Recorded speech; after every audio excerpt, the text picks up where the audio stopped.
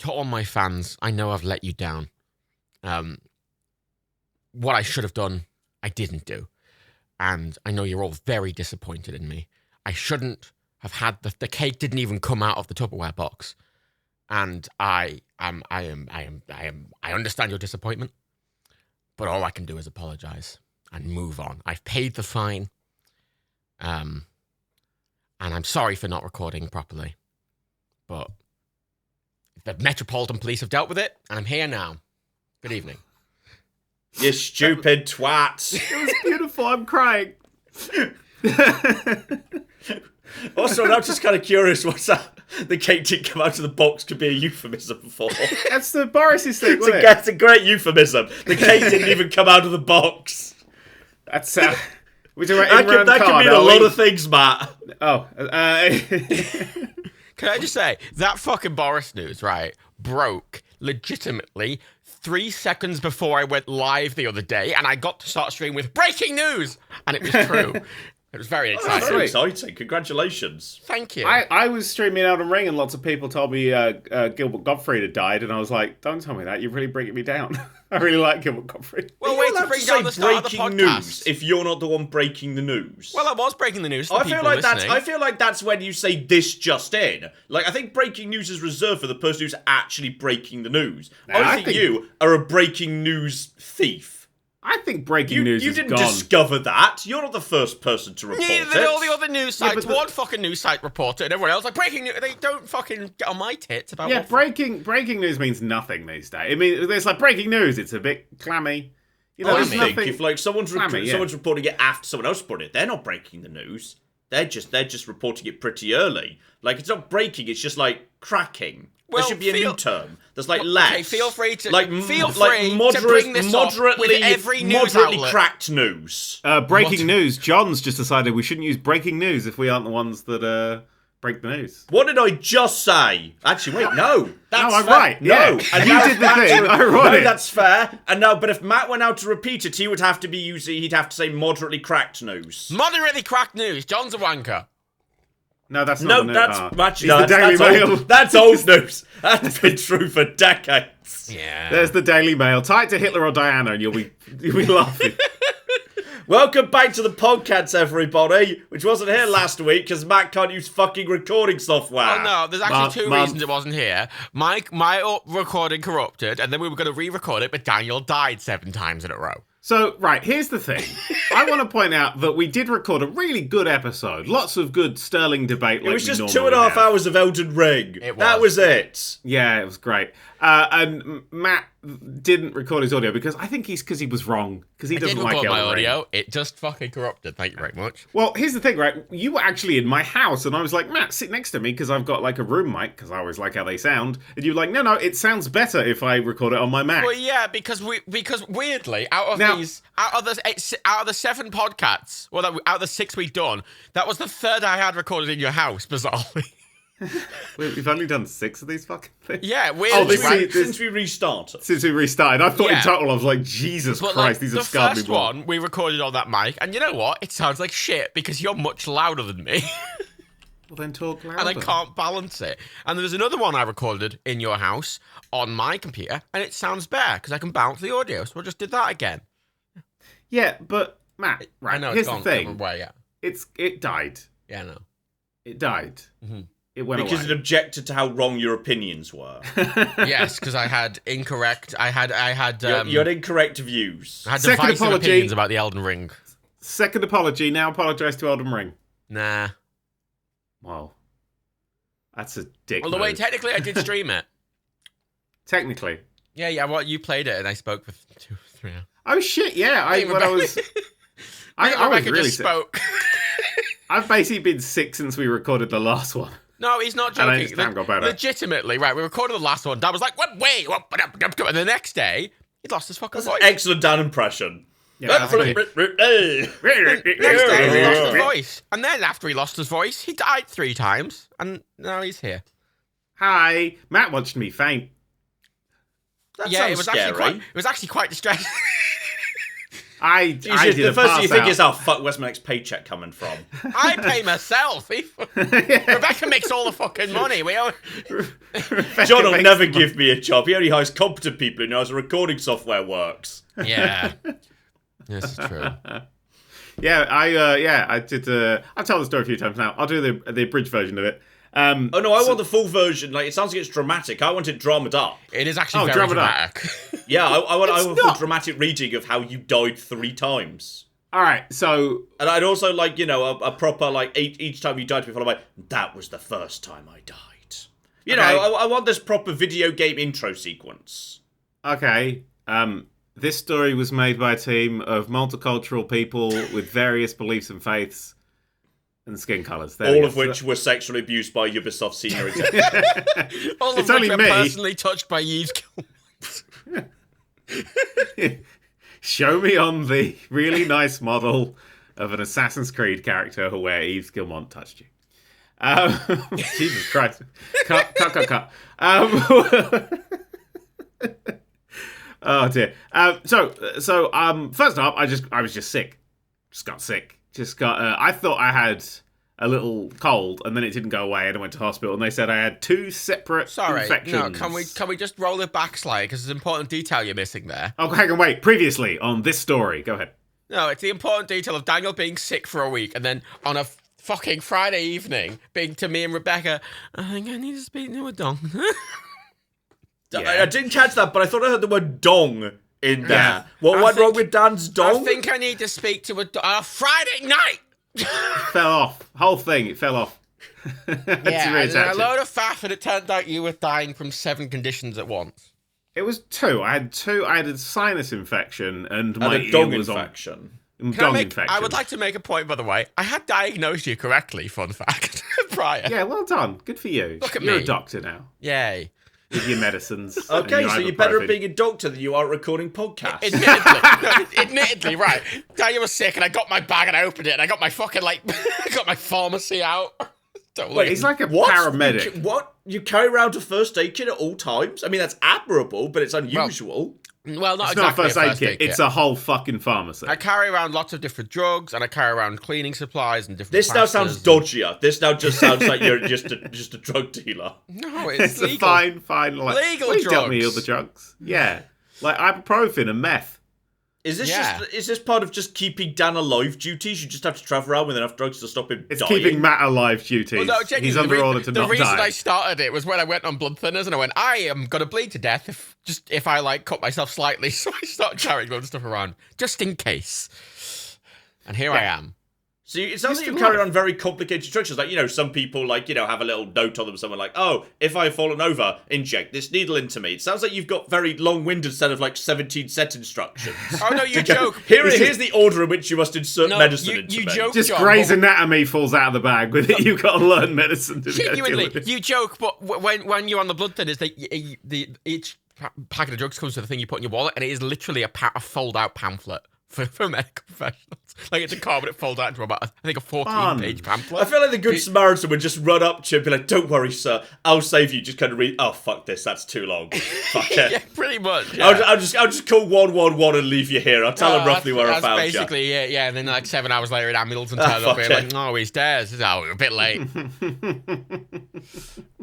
But anyway, Daniel was sick. I was sick. They gave me medicine which I swear was measured in grams, not milligrams. So it was a pill. It was. Sorry, it was I also, Daniel's being very dramatic. My cat's medicine's measured in grams. No, this is not that unusual. Daniel's taken very few drugs before, and he's being over dramatic. Just is it possible Dan is a cat? Because my cat takes grammed medicine. We just grind it up and hide it in her food so she doesn't realise. Have you tried doing that, Matt? Yeah, Matt did that. Hide Dan's medicine in his food. I can swallow pills now, as of a few years ago. He spit his pill into a drink, and I watched him fumble for 5 minutes trying to get his pill out of a drink before giving up. It dyed my fingies red. I just watched this very sick-looking man, fumbling with a drink, and he's like, oh, my fingers are red. They gave me a capsule that, honest to God, I would have... It was the biggest thing I've ever seen in my entire life. Oh, my God, it's like a relatively small... Daniel hasn't really taken drugs before, and he's a big baby. It was massive. I would prefer it was a suppository. I had a sore throat. I had a sinus infection. They were like, swallow this. I'm like, I don't know how. But anyway, I took medicine. And I was under strict instructions. Well, yeah, you're on antibiotics, you're on fancy drugs, and you're very weak and tired, and you've got CFS.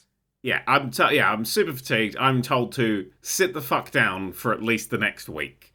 Don't do anything. That sounds like a very sassy doctor. Just sit right there. I chatted to my doctor. I don't hear myself. Sit the fuck down. I'll tell you what's wrong with you. My doctor, I chatted to about graphics cards. He had a 3090. Oh, wow. Yeah. What, you've got a doctor with a 3090?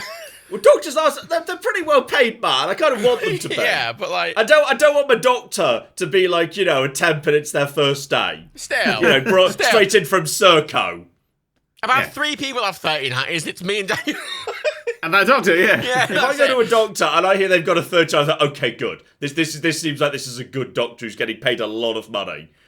I'm okay with this. Yeah, it framed on a wall. I want my doctor to have, when I go to a GP surgery, if I see solid gold limousines outside, great. Brilliant.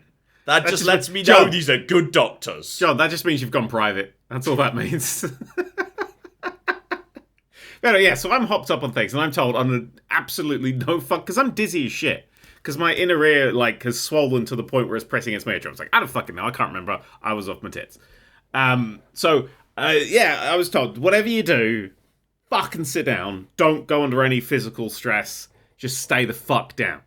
Anyway, the next day, both my dogs escaped. They escaped. So we had somebody over. They didn't shut the door properly. The wind blew the door open, and both my dogs were like, let's go on an adventure. Oh, no. Yeah. So, we found, but literally, within 5 minutes, we noticed they were gone. But they weren't around us. We got lots of fields and shit nearby. So I went running. I went sprinting, actually. I sprinted a long way in a short time. Because I'm hopped up on fucking everything. And now I've got adrenaline in the mix. I'm having a great fucking time. The one slight problem is because near us, the only road is this one straight road and cars go down it quite fast. I was like, shit, I gotta go make sure they're not by the road because that's quite dangerous and Lilith likes to attack cars. So, I've got to fight. So I just left the house barefoot. So I was running through farmers' fields. This is quite exciting. I'm enjoying this story. Can I just need to clarify this is like a Discworld novel where Sam Vimes has got to save the world in some way, and he's pushing himself beyond what humans can do. He's going to crash sooner or later, but can he get there before he does? This is a great story. I'm loving that. The thing, right? Me and Rebecca are fully dressed. Daniel is effectively in pajamas. Yeah, where the fuck were you during this, Matt? No, just drop it down. Matt. According to what Matt sitting in the back garden with a glass of lemonade, being, fuck, Dad's taking care of it. This is good lemonade. You seen any dogs? They were like, no. And he was like, no, I give up. That was Matt's approach. Well, you know what? I'll just log on to the RSPCA website and I'll just order, 2 more dogs on Deliveroo or however it works. Look, right. Fucking me and Rebecca, fully dressed, right? Quickly put shoes on. Ow. Daniel is barefoot in shorts on like a t-shirt because just sleep gear. Shirt. It was an open shirt. An open shirt. And this is early April in the UK, so he's likely to die of pneumonia as a result. It was freezing. It could well start snowing at any point. This is the thing, right? No, it was. Genuinely, we had a lot of snow and hail in the UK in early April. Yeah. But here's the thing, right? The standard thing I always do, because weirdly, I've been in that situation 4 prior times. You've been hepped up on meds and lost 2 dogs and not sprinting towards the road. I have had to run out of a house to look How for many a lost times animal does this 4 times in a happen? row. But rule, grab a phone, put your shoes on, which is what me and Rebecca did. Daniel fucking just sprints out the door. Why do you need the phone? Do you think the dogs are going to call you? No, because you can't coordinate without a phone. If someone finds them, it makes it really difficult to call without a phone. So it's good to have the phone to communicate properly. But here's the thing. I see. You're doing a proper 24 style thing here, where you're all calling each other and liaising through Chloe back at base. But here's the thing, Daniel, which may surprise a lot of you, is a surprisingly fast sprinter. I've always been I won medals for running. Yeah, fucking speedy as shit, right? So Rebecca goes off in one direction, Danny goes off in another, and I go off in another direction. And I, going around asking people, trying to, hearing stories of I saw 2 dogs, they were lovely, I went far and fast to all the because I was like, they got a favourite field. So I was like, going to the favourite field. I got to the favourite field and I saw neighbours, and their neighbours were like, hey, saw your dogs. They went back the way you just came. And I'm like, cool. So I ran back the way I came, and I went like just around this massive fucking couple of miles in minutes. Like it was really. He's not even Daniel exaggerates a lot, and he's no. Not I feel there. like he is exaggerating because that would be a new land speed record. I was close to it. A couple of miles, a couple of minutes. No, I think he ran about. It's 4 times It's 4 times faster than Roger Bannister. No, I think he ran about 2 miles in about 15 minutes. That's more reasonable. It was less than 15 minutes I was out for. Yeah. But yeah, I ran the whole thing, chatted to people, tracked the entire dog's path, and eventually Rebecca got him. And note that he's barefoot, and also I guess in the sick situation where you're ill, Daniel, you getting up and like existing for 30 minutes is usually that's enough to make you go, I'm going to bed. At that point, after I could only be awake for 3 hours before I needed 8 hours sleep. Mm-hmm. I was tired. But this, of course, is the point in the story for maximum drama where we cut to first-person perspective of Daniel and the camera starts bobbing up and down and going in out of focus, and then Daniel collapses, and now the dogs have got to rescue him. No. This is the part in the story where it goes, and the intro starts, and then there's a fucking mid-roll. Yeah. You know? And it's like, what's up, guys? I'm unconscious on the floor, and I sit up and I'm like, hey, have you heard about VPNs? Absolutely. And then some guy you've never seen before shows up and says, hello, I'm a not much known mid-tier Marvel character. I'm in this too. Surprise, this was part of the MCU, motherfuckers. Everything is now.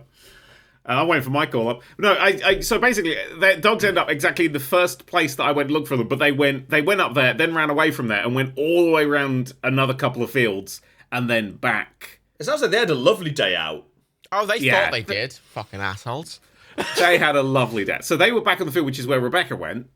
But I'd already been there and around the thing. So I saw like some woman who was coming up was like, I was just seeing your dogs, your wife's gone. And I went, fucking great. Now, briefly, I can stop sprinting now. I need to give a perspective of what was happening.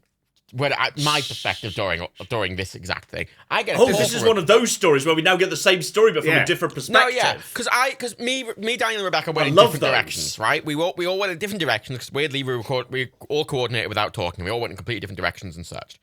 And I get a call from Rebecca going, I've got them. Have you seen Daniel? And I went, no. We now need to find Daniel. Yeah, and Rebecca's like, can you look for Daniel? And I'm like, okay. And I start walking, and I pass Rebecca. I'm like, all right, and fucking Lilith and Matilda are like, yeah, we had a great time. Like, you know, fucking asshole. And I keep walking, and then I start walking down the dirt sort of path. And then I see Daniel, right, just hobbling. Like He's gone feral. He's taken his clothes off. He's just entirely coached in mud. Because it was so wet and stuff. His dog infection is on view for everyone to see. It's horrifying to anyone who comes within 5 feet of him. No, he was. I was caked in mud because I've been running over grass and shit. So I had like mud up my fucking shins. Yeah. He had dirt. So he just like a mountain man. And you mentioned, Daniel, that during all this you ran up to like a tiny little play area. I did. That's like the world's saddest play area.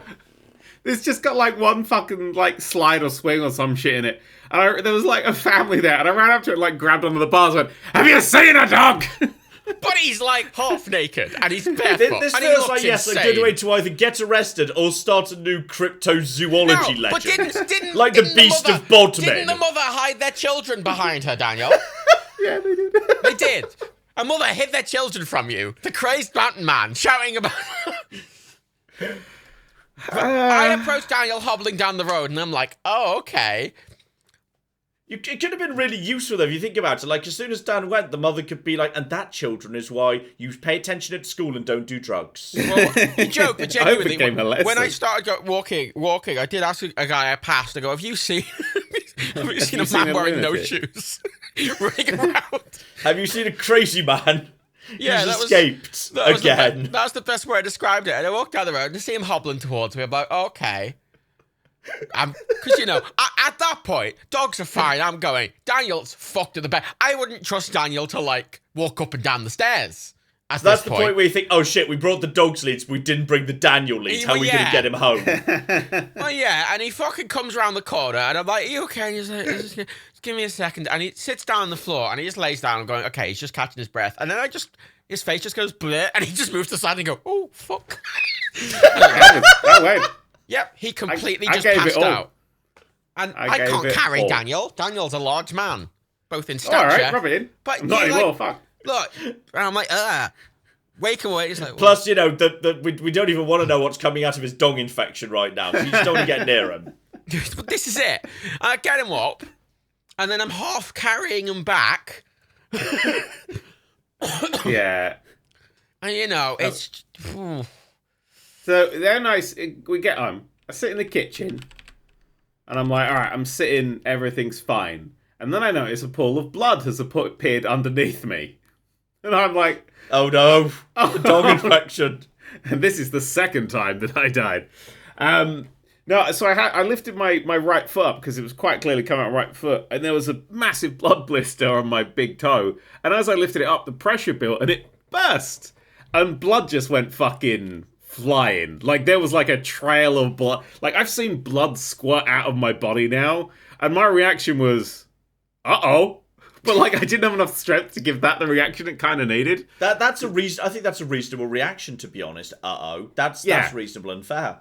Yeah, but blood went really far, and then I had to go and clean it and put a big lot of bandages on it. And it turns out I ended up with 6 blisters, 4 on the right foot, 2 on the left, and I'd sprained both my ankles. Yeah, thankfully you were antibiotics. Also, thankfully I wasn't antibiotics. I would have been fucking dead already if I wasn't. Also, I need to clarify as well, because neither you or Rebecca dealt with it. I did. Right? Mm-hmm. The amount of blood around your... I cleaned up all the blood. I've cleaned up everything in your fucking house at this point. Yeah. What's really funny was that Matilda had injured her foot on the run as well. And so we had the same injury on the same foot. No, not as bad, but like... Was your dog also squirting blood everywhere? No, just a little bit, because she clearly just caught a stone or something on her pad. Oh. But, yeah. Oh, so, fuck that dog. Daniel's fucking in the shower, fucking fanning about, and there's just blood everywhere. And I'm frantically running around, trying to get up all the blood, and you know what? I was paranoid at the time that Daniel was going to pass out again. I was like, oh dear. You know. Fair enough. Yeah. Rebecca's stressed, Daniel's stressed, I'm running about and cleaning up the fucking blood. I've cleaned everything off your fucking floor. Fun. Pish. Meanwhile, let's have the same story from John's perspective. John wasn't there and had no idea what was going on. John was just having a lovely day doing something else elsewhere. This bit of the story is way more relaxing. John's just enjoying a nice glass of lemonade, sitting outside, having a lovely day. I had no idea any of this was happening. John, you're the filler episode in this anime, and I love it. Wow. Sometimes you need one of them just to, give the audience a bit of a break. And have a light, fun episode with one of the side characters. That's fine. Oh, just as a content warning, the previous bit of the story contained injury and blood detail. Probably should have. It doesn't matter. But that's not the end of the story, you see. Oh, good lord. What happened in the shower? Did you fall over again? No, he didn't. I was checking on him. And to clarify, he was wearing underwear, which actually made it sadder, I think, because it's just this very sad, dirty man in the shower. I kept my underwear on because of my dog infection. Yeah. There's just. I have this image forever. The dog's told you not to get it wet. Yeah, of Daniel just looking exhausted, fucked, covered in dirt and blood, completely wet. I mean, I do enjoy the fact that is also one of my Twitch startup screens. Yeah, it is, in the shower. It basically just looked like that. But sadder. It's sadder somehow. Yeah. You weren't smeared with blood during that. Well, that was your 1 million subscriber video, wasn't it? No, I can't remember. Or was it 1 billion views or something? It was something videos. ridiculous. It was something. Some stupid fuck. Where it was a milestone of some description. I decided, instead of celebrating it, to mourn it, which I thought was quite a fun idea. And some people genuinely checked up on me. Made sure I was okay. With mud at the time. I remember there was no mud. No, I'd been in the shower for a little bit then. I thought it was a nice little bit of image because it had the Nurkic shirt underneath that came on, visible as what was in it. I thought it was a nice sort of that professionalism. The other thing is symbolism. It's YouTube. I didn't stop at the end and go, oh, remember to like and subscribe. Actually, most of the comments were, you look like John Wick, lol, which I'll take. Fuck it. But anyway, so cleaned myself up with Matt's help. Got the blood off the ceiling. Sorted out the dogs. Actually, I will say at this point, because I've forgotten this bit in the story, the dogs weren't actually found by Rebecca or Matt. They were found by just another dog walker that we know, who grabbed them because they've seen us loads of times. Because again, I live in the middle of fucking nowhere. Oh, that's like nice. 3 So people. you like sent that person some cookies or something. We have. Yeah, no, they were fortunate to live in the middle of nowhere, but it's the middle of nowhere where several people are nice and own dogs. Yeah. It's like where I assume John lived, but I know for a fact that John lives in the middle of Birmingham, which is such a weird fucking place. He's stabby. That's what he likes. John likes a good stab. He likes to sit on his balcony and watch poor people fight to the death. You've never been to Birmingham, have you? Birmingham's fine. There's no wrong with Birmingham. Yeah, not the bit you live in, John. The first time I visited John's house, we sat on the balcony and he offered me drinks. Didn't accept it, don't drink, but he had a Fanta, so I had that. And then he started throwing notes off the. This is all bullshit, by the way. I do know Birmingham. So I'm from the Midlands originally. I'm from the Midlands. I know Birmingham. Birmingham's fine. There's no wrong with Birmingham. £5 notes off his balcony and watched people fight to the death for them and laughed all the time. You know, okay, that bit's true. That bit is true, but the rest of it's not. You know the guy in Fallout 3 who sits on his balcony and he wants to blow up Mr. Megaton? Tenpenny! Yeah, that's you, John. That's how I imagine you in my head. Who has the curious note of law that he actually came over post-apocalypse on a boat or something to America from Britain, which was never really explained properly and was never really fleshed out upon. But apparently there's still just transatlantic travel in the Fallout universe that most people don't really talk about much. I mean, yeah. I'd just stay on the boat, wouldn't you? You'd probably just stay on the boat. Water would absorb a lot of radiation. Stay on the boat. Yeah, that's what John's house. But no, so the story. Fuck, there's a little bit more. There's a little bit more to the story, which is a few days ago. When I was off my antibiotics and the majority of the painkillers, the blisters on my foot, which are healing up nicely, were fucking bad. And the one on my big toe is literally the size of my big toe. It's fucking gross. But I went to the bathroom at night with very shuffly feet, and I managed to catch the blister underneath the metal bit between the I don't want to hear this. No, I'm done with this story now. And I went, ow! So I lifted my foot up, and I took off the entire blister and a lot of skin. Daniel. There was about... I'm going to have to put a content warning. I counted the Can we layers. just move on to Lego Star Wars or something? I counted the layers. Daniel, no, stop it. Dad, bad. At least 6. Man, cut him off, edit it out. Bad touch.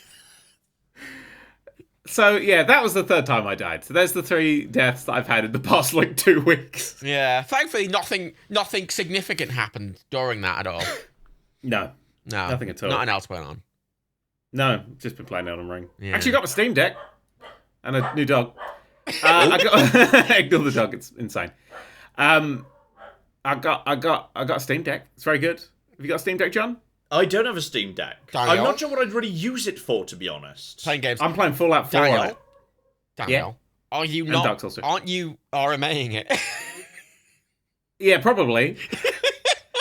I will say the B button does stick quite a lot when it gets warm. It gets hot, and then the B button starts to get sticky. It kind of catches on the top. I've actually started playing in a different style that makes it not a problem. The buttons get sticky if they get too hot. The B button, because it's kind Everything of weirdly about shaped. Jesus. It's like a Does it millimeter. expand?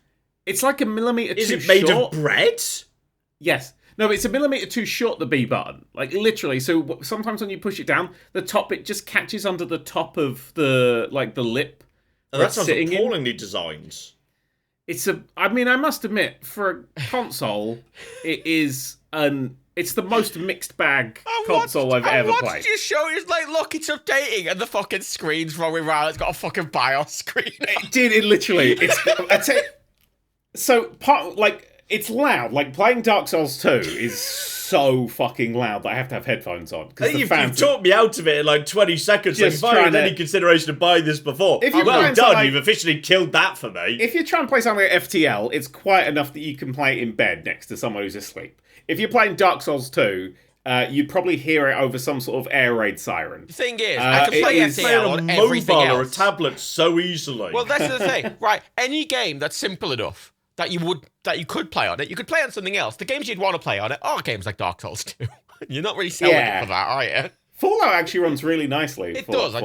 You did make me try that. It runs really fucking nicely. But Fallout 4 doesn't have there's 3 kind of things that they have. They have the verified tick, which means it works flawlessly. and then they have the like yellow exclamation mark of it's got issues, and then they've got this just doesn't fucking work. Is the yellow exclamation mark for all games that use the fucking B button? No, the B button thing is a really rare problem they had in like an early version of it, but that most people seem to have it fixed. But it's very rare that it happens. You just got to chisel out a little extra millimeter at the top of the buttonhole. Problem solved. I'm tempted to do that because it is it feels like a tinkerer's console. And I've never felt a console where I'm just so inclined to tinker with it. Because, like, you get Crack it open, it turns out there's just a Raspberry Pi inside. They're taking you for a fucking ride. I mean, no, this thing has beef behind it. Like, I was playing, like, Alright, Raspberry Pi, but someone's plugged a little extra RAM in there.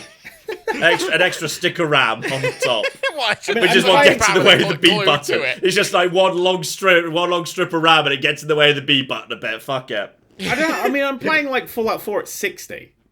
On a handheld games console.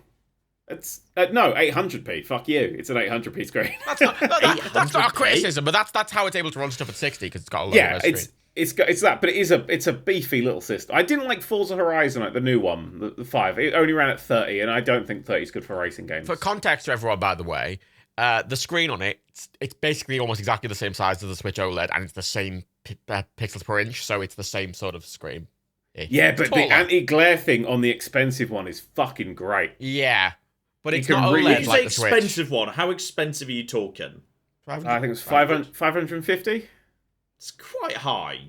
That's for the toppest one, though. And but for a gaming computer, which you can plug into a monitor and still use it as a normal computer, it's insane. That's a good price. The value you get out of that fucking thing is insane.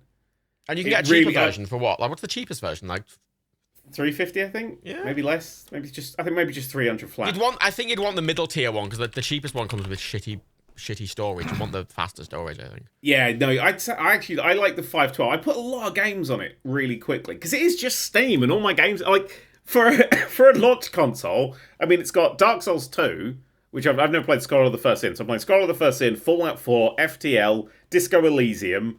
What else have I put on that fucking thing? I tried Outer Wilds. I've tried Death Stranding. Like all of these massive fucking games, and they're all just like running amazingly. The cheapest version's 350, then 460, then 570 is the one you've got. 570 is the one we got. Yeah, the 512. But like because the 350 one's the exact same thing. It's just got 64 gigs of not NVMe storage, and it doesn't have the fancy anti-glare coating. But it's the same thing for 350. That's a fucking cracking deal.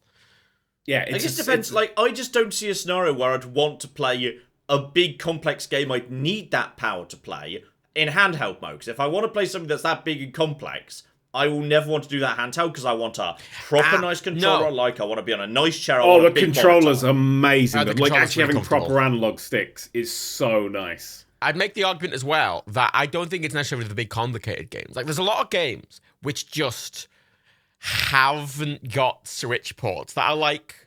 I mean, my biggest worry with it, which I don't know how...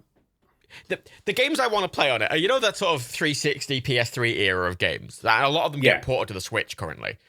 Yeah, good old jank. I love Naughty's jank. Yeah, but the problem is, best obviously, era of gaming when games just fell apart all the time. But the problem is, any PC ports and everything from that was era, kind of shit, but it was wonderful. Any PC ports from that era are shit, and I don't know if I trust them to run on a Steam Deck, let alone an actual computer. Well, see, the things that I've really enjoyed playing on it, which I wasn't expecting, was FTL. With mouse controls, as well as things like Age of Empires. I played a bit of Age of Empires 2. It's amazing to play. Because you've got that trackpad on the right-hand side that is just a mouse, and it works so fucking well. Because I'd never got into the trackpads on the Steam controller. No. I was like, this just feels wrong, like for analog sticks and stuff. But for playing like...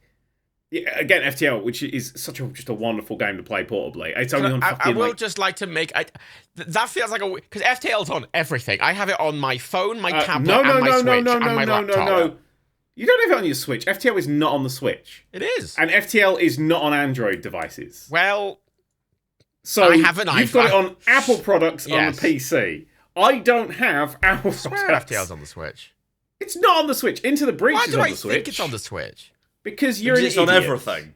It's not on everything. It's on hardly anything, which is why I always wanted to play it in bed when I'm sick because I've been chasing off my fucking dogs to the point where I pass out. You literally, I think you can still just buy it from their website just as an executable file, and then you could just put it on anything. Not on my phone. Otherwise, you could just load that file onto your phone and it would run. But here's the thing. Okay. Here's the thing that I adore about the Steam Deck. Is that if you hold down the power button, you can switch to desktop mode, and then you've got a full Linux desktop, and from there, you can just mod games. You can just install files. It's a full desktop. It's a PC. So you can mod something like FTL or Fallout and add loads of shit you want to it, and then just play the game as a normal game. So it's got modding built in. And you can tinker and play with all the files, etc. And I love John's that. argument of like any game I'd want to do that much modding to, I'd probably want to sit down properly and play. But I appreciate that there's because like I disagree with John. I think in that I played all of The Witcher 3 on the Switch, all of it. It's the first time I could properly play it because I could never keep my attention enough when I was sat down properly. Whereas the Switch, I could just pick up for like 20 minutes, play a Witcher contract, and walk away. You see, the Switch has got an amazing feature where you tap that button and it goes into sleep mode. You tap that button again and you're back. Exactly. If you're playing like The Witcher on PC, you make sure it's saved, you close it down. If you want to play again, you got to boot it up. There's like time there. There's extra time there. That is the best thing about the Switch. That even when it wants to do its updates, you know that update's going to be done and installed in 15 seconds. Yeah. And you're back. But here's the really fun thing. The Steam Deck has that as well. So if I'm playing Dark Souls and I'm like, I want to go do something else, tap the button at the top, put the console down. And then when I come back, tap the button again, I'm back in Dark Souls. That's fucking amazing shit. That's just the best. I love that. I love being able to suspend stuff. I'm an adult. I've got shit to do sometimes. If I want to tap the button, tap the fucking button. I will say, actually, looking at the list, like there's games like it's kind of weird conceptually that you could play God of War and Horizon on it. Yeah, apparently they run really nicely like as well. for games which are like, these are PS4 only, they'll never be on anything else. You can play them on a handheld now is weird. Yeah. And like Hitman 3. And stuff like there's a lot of games I'd play on it. It's just it's I determined it's too large. It cannot fit in my bag comfortably. It's fucking massive, but it's not uncomfortable. It's more comfortable to hold than the Switch. Because it's actually sculpted for human hands and not robotic claws. But I struggle with the Switch when it's just in its normal form with the actual console. I need to have that. I need to, like, even if I've like got it out and about and not plugged in, I have to, kick out its little kickstand, set it up, and have the controller with me anyway, because I can't be dealing with the fucking shoulder buttons as they are. I'm surprised a lot more people don't buy those little third-party like Joy-Con things that make it feel like an actual controller. Yeah. Well, apparently they're all partially shit, though. Yeah, that's the thing, is I don't want to glue something else rickety to rickety controllers. Well, no, not gluing it to like third-party controllers that are actually, like hoary. Yeah. Oh, yeah, I remember you get it. Yeah, you show me those. But like, I find the Switch controllers comfortable as is, but I think the weird thing about your situation, Daniel, how you want to use it and how you use your Switch, is you don't really ever leave your house. And it's something you want to use around your house where you have plugs. And because of that, it's actually perfect for you. Yeah, the Steam Deck does not have a lot of battery life. Yeah, like, no, that's the thing. For me, it doesn't, because I play my Switch out a lot, and I put it in my bag, and the Steam Deck, as I tested with yours, can't fit in my bag properly, and the battery life would destroy me, which is a second-gen one. Yeah, I mean, because if you remember, the Switch only had about 3 hours battery life on its initial one. Yeah, they doubled it, didn't it? They doubled it with the second one after a few years. But so it's got kind of like that original Switch battery life. If you're playing something like Fallout, you'll get 2 to 3 hours out of it. That's not terrible. If you're playing something like FTL, you're looking at between 6 and 8. That's pretty good. And you can customize that. So you can literally go in and change your fucking processor clock speeds and shit. Because it's a tinkerer's console. I just don't want to do that on a console.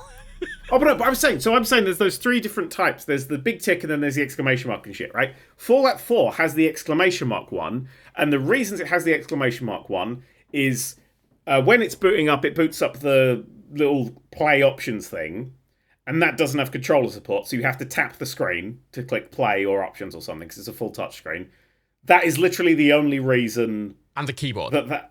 That has a thing. Yeah, and if you were typing your name in at the start, you have to manually. It doesn't automatically bring up the Steam Deck keyboard, so you have to push the Steam button and X to bring up the keyboard. For those 2 reasons, it doesn't get the green tick. That's it. That is the only two things that stop that getting a full tick. So if you see a yellow exclamation mark, chances are those games are going to work fucking fine too. And they'll list exactly why they've got those problems and what those problems are. I really enjoy like the sheer level of fucking transparency. I have noticed some interesting ones that aren't quite right. Like Grand Theft Auto San Andreas, the original one, not the fucking remake. I'm not playing that shit. Has this doesn't work icon on my Steam Deck, and I play it. It's fine. It works absolutely perfectly fine. Actually, weirdly that you say that, because I'm looking through my games Steam Deck compatibility list right now, which just lists all the games I have and if they're compatible. And in the yellow icon, it lists San Andreas and Vice City in that. Oh, they've gone to yellow now. I wonder why. So what's it say about the yellow? Why don't they work? What's the thing they don't go?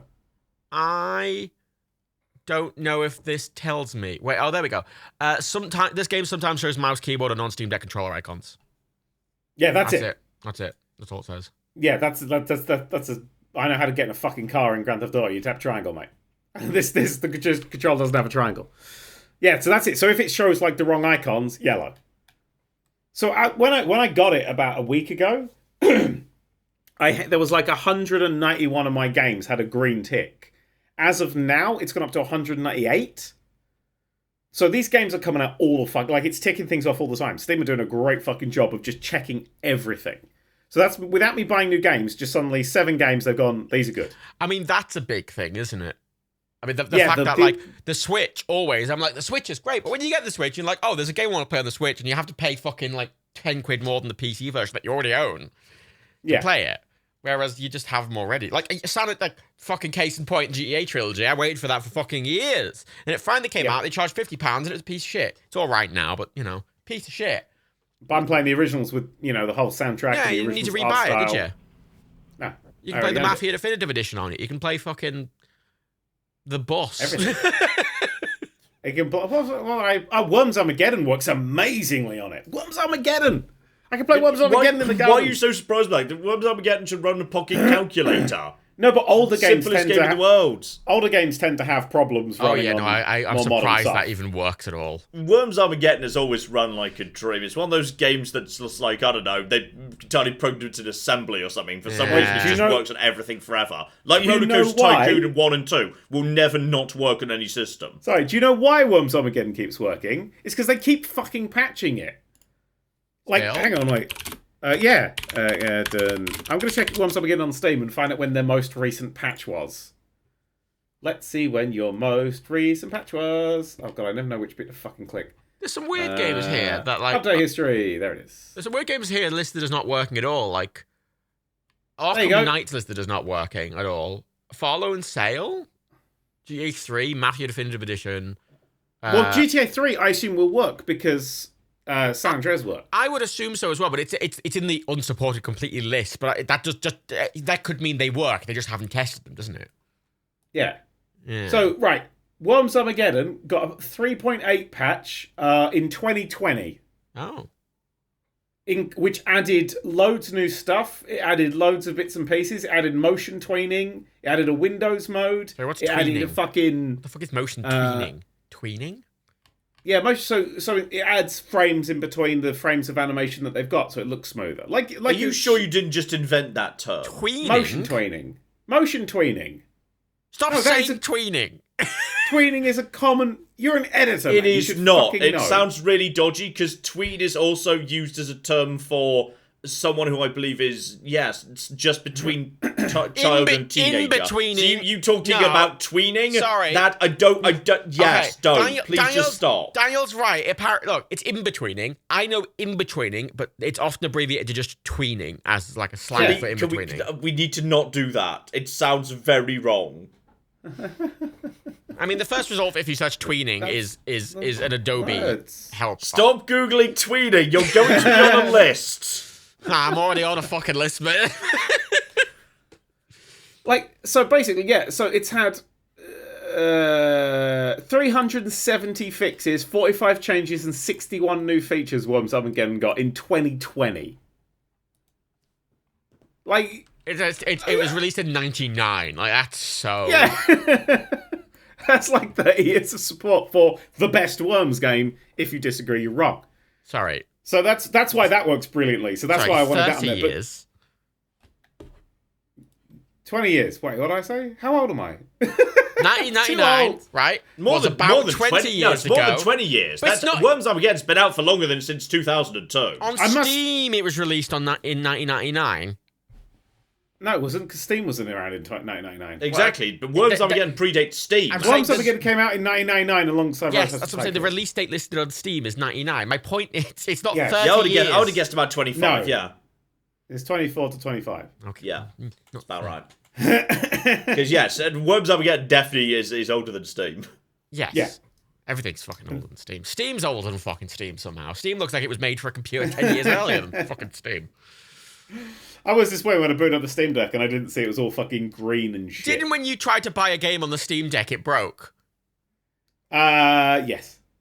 It threw up a massive error. Every time you tried to buy a game, I found an error on the very first screen that the game gives you. It gives you on the login to Steam option, which you actually have to type your Steam password in instead of just ticking off a list. And ours is 255 fucking characters long.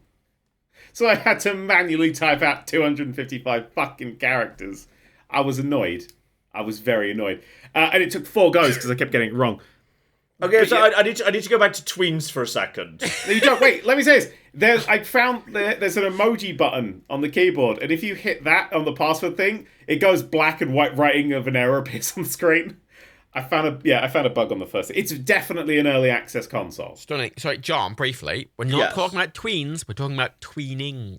Motion tweening. No, I'm talking about tweens now. So if you Google tween, and thus Google kind of tries to put together its little like action pack of information you might be interested in, like little drop downs, so like it's pulling from Wikipedia or something. So the order of information that it gives you, presumably starting with the most important at the top, going downwards, in the little kind of like info box it generates on the right is, the first one is, what age are people when they're described as tweens? Okay, excellent, very sensible. Very important information. The second is nutrition. Oh. What should you feed your tween? Oh, I thought like how much nutrition you get if you ate a tween. Followed by conversation starters. Okay, getting a bit straight. Then tips. Just tips for tweens. Do you know what tips? Which number 7 is, don't be afraid to start conversations about sex and drugs. I would be afraid to do that with somebody who's 12. I don't know who's populating this, but Google, I would suggest not starting conversations about sex and drugs with random 10 to 13-year-olds. Imagine going up 10-year-old being like, what a spliff, mate. Now, and Shandy? You know what? Before I read this article, I wouldn't have started a conconversation about sex and drugs. In fairness, but that's now, what our Tory MP did, isn't it? That's what he got ousted for. Imran Khan. I already made reference to that. No, I just enjoy nutrition is second. Like, the second thing people want to know is, how many calories should my tween be getting? I mean, it's a good thing to know how to feed your child. I wouldn't know how to feed a child. Or entertain a child. I was going to say, go on. You don't need to search any of this shit, right? Because I found this wonderful thing. If you need to converse with any child for whatever fucking reason, a child comes up to you, whatever, and you need to fucking pull something out of the hat, knowing about Marvel films has made that so much fucking easier.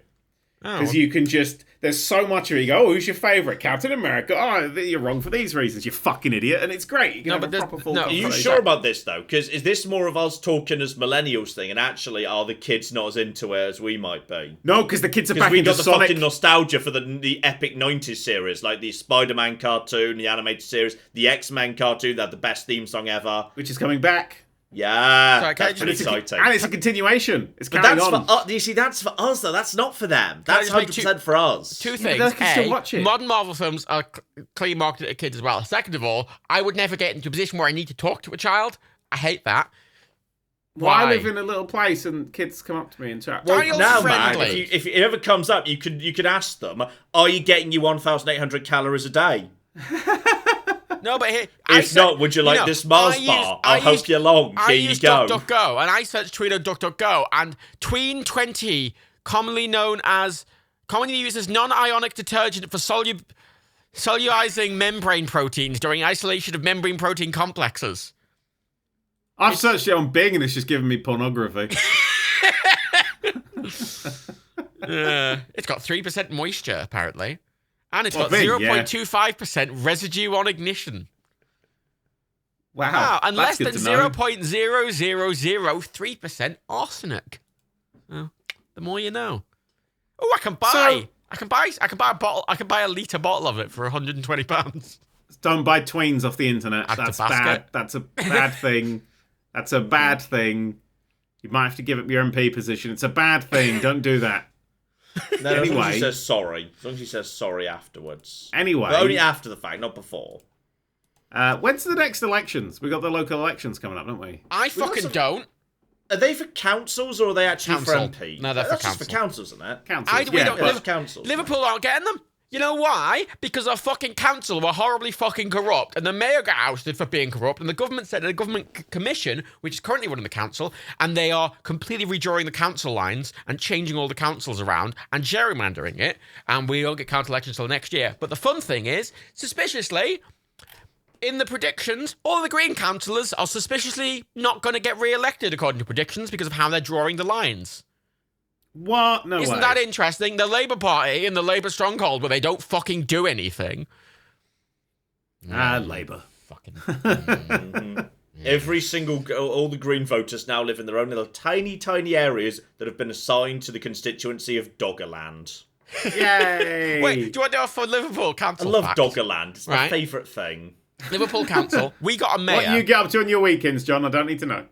I just enjoy the fact that there is a significant portion of the early humanity that resided around Britain who decided, you know what, we're going to settle over there on Doggerland and it's going to work out. Oh no, why are we sinking? I don't know if that was their Like, fault. it's like the shittest Atlantis ever. In fairness, John, I right? thought Venice was the shittest Atlantis In the ever. current era, right, several people live in next place which are going to be flooded, and we know that, and they're still living there. Why don't they just sell their homes and move? We should speak to the people in Doggerland, which is now submerged in the middle of the North Sea, and have a chat to them about it.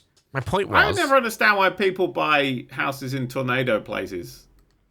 Why would you do that? It's like, yeah, it gets smashed up by a tornado every now and then. And you're like, Well, I what? think tornadoes like kind of there's huge bits of like America that just occasionally sometimes have tornadoes. Sorry, so yeah, if you most of didn't have America's any that. property on any of it, you'd have a very large bit of empty. most of America, Yeah. right? You Have either live that. somewhere that's susceptible to wildfires or fucking volcanoes or hurricanes or tornadoes or earthquakes. How many volcanoes do they have in the US? Hundreds. A few. Do they? I don't know, I guessed. Hundreds. We got hundreds, we Find a got a few. volcano map. John, have a guess. Well, they're on the fault line, so there's got to be volcanoes on the fault No, line. Yeah, that's what I I'm don't feel thinking. like I don't On think the there's San any Andreas active fault line. volcanoes in the world, right? Yeah, Yellowstone's there's a lots of, like- volcano.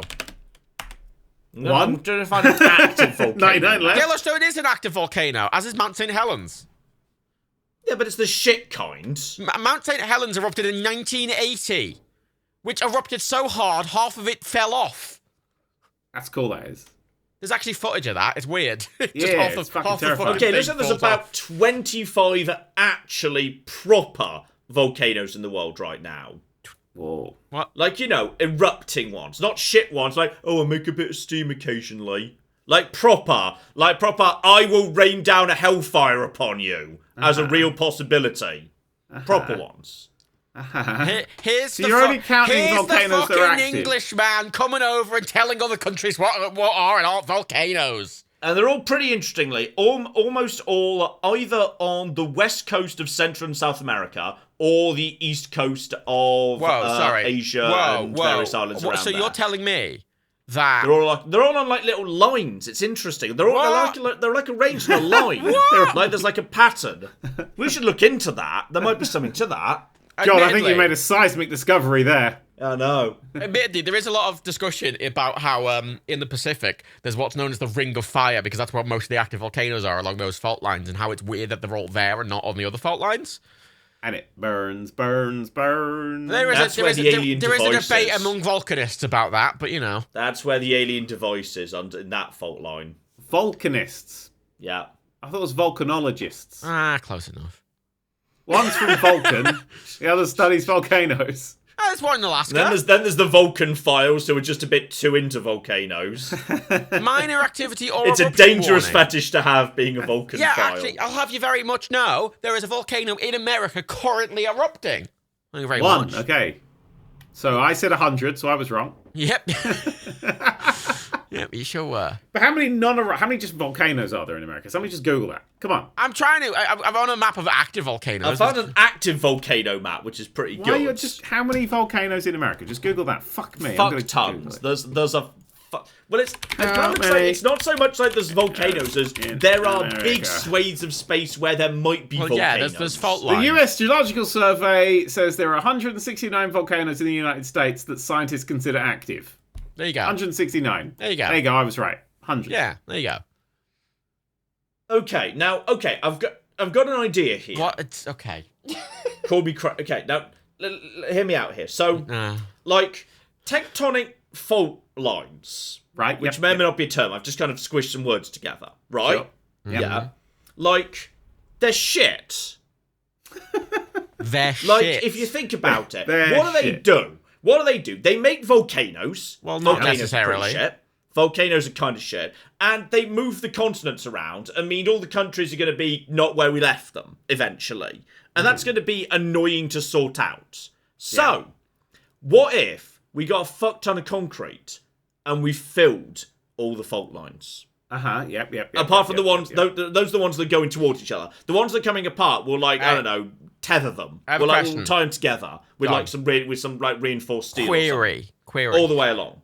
That way, the world's not moving, and there ain't no more fucking volcanoes. Can the concrete withstand temperatures of 20,000 degrees and pressures exceeding pressures in the sun? Well, concrete was my opening gambit. Obviously, we need a Vulcan file to come in here and tell me, like, what material we need to use. Because something's got to be able to resist that heat and pressure. Did you say a Vulcan file? Yeah, exactly. Yeah.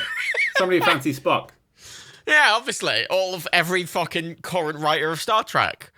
Mm-hmm. We just need someone who knows about volcanoes to come in here and tell us what material to use. We've got to be able to find some material. Like, you can't tell me, literally no element in the existence can resist volcanoes. Because otherwise, we'd make shit out of volcanoes, wouldn't we? Like, we'd make tanks out of volcanoes. Concrete begins to crack before it hits 35 degrees centigrade. Okay, so we need to use something else. But the basic idea, let's just fucking stop the fault lines. Right, yep. Yeah, plug them up or tie them together. Can I just make a brief point, by the way? Everyone always complains that we bring up the things for John to not understand how they work. He did it on his own this time. He did it on his own. He's just going off about volcanoes and fault lines. Don't look at us. I'm just saying. Oh, and earthquakes. I've solved earthquakes. You're welcome.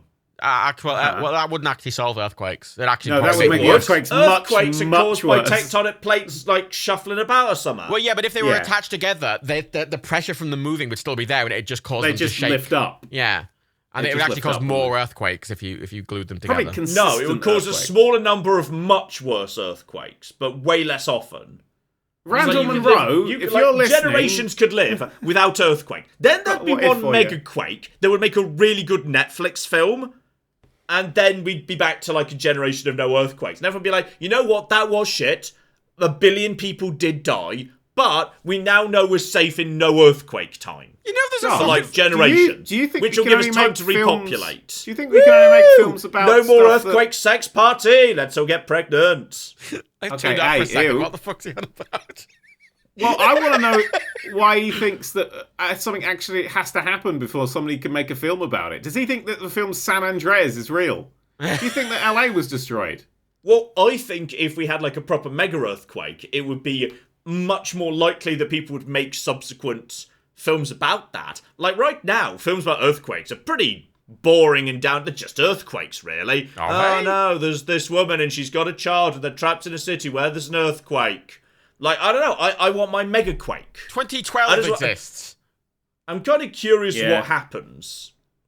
If we just don't have earthquakes for, like, 200 years, then there's one. Like, I think you should email Randall Monroe at XKCD and be like, hey, you do that What If book and you got a second one coming out soon. Here's one for the third one. What if we just glued all the tectonic plates together? Yeah. Super glue. Nothing breaks super glue. Can I just briefly make a point, by the way? There's a volcano between Los Angeles and San Francisco in LA called El Chichon, which erupted in 1982 and killed 2,000 people. America? Why? Superglue resists Oh, good temperatures up to 120 when degrees you say centigrade. why, are you suggesting they should have moved Los Angeles in 1981? No, my question is, right, so here's what I understand about America, right? What precisely were you thinking they were going to do to these two major cities? No, what I mean is that in America, right? Right, put them on the back of the truck, let's go. America, everything's on fire. And you say my plan's stupid. Everything's on fire, or underwater, or being exploded, or just generally having a bad time, or being shot, or starved to death, or lying on a gurney dying because they can't afford healthcare, or being shot by police. Why? Why not do that, America? Choose to not erupt. Here's the thing that I gotta mention, because otherwise people are gonna get really annoyed at me. John, let's go back to the sex parties where your goal is for everyone just to get pregnant. So why are there sex parties? We're going to repopulate the world after the mega quake. Okay, right, that's why, okay. Yeah. Right. That seems like a bad thing. To me. What? Repopulating the Earth. I think if we get to the point where someone's stupid enough to glue all the tectonic plates together, we should just call it a day for the human race and be like, that's fair. I have noticed one thing, which is on this map I've got of active volcanoes and plate tectonics. I can't help but notice that we're looking pretty good. I ain't seeing no volcanoes and no fault lines anywhere near Britain. Sorry, wait, you're saying... So I feel like a British supervillain, the first thing a British supervillain should do is find a way to really agitate them plates to make all the volcanoes in the world super erupt at the same time. John, and all the earthquakes in the world trigger at the same time. Are you telling me... fuck up everybody else, but not us. Are you telling me the United Kingdom, the British, are you telling me that they live in a very geologically stable, wet climate, isolated with island, protected from both the elements and foreign invaders and all geological activity? Are you telling me that? Is that what you're inferring? Because I can't possibly believe that. On looking at this map, yes. Though to be honest, Norway has even more incentive to do this. Norway's in an even better spot. Norway should just fuck the volcanoes. God, with that, I imagine Britain should have taken over the whole world and subjugated everyone. Yeah. Yeah. I'm not sure the British Empire had much to do with volcano activity. Yeah, I bet they did. They probably did. Let's be honest. They had the fingers in all the pies, didn't they? Especially if those pies were hot and Iceland made of I lava. feel sorry for, because Iceland's going to get fucked by my supervillain mega volcano plan. Iceland is so fucked. Well, yeah, but if Iceland erupts... Iceland's just going to be something that say, what the fuck did we do to deserve this? Yeah, but John, if Iceland completely erupts, all the smoke that comes from the volcanoes will just drift over to the UK and it'll rain... That's true, actually, it will rain fucking ash. I mean, I think if we do all the crops will die in the UK. I think Scandinavia is in a good place to become, like, the new world leader, and I think that sounds like that's a lovely world. I don't think that's how it works. I think that's how it works. Okay. I was going to say, talking to John, it's like reading Yahoo Answers, isn't it? Really confident answers, yeah, like...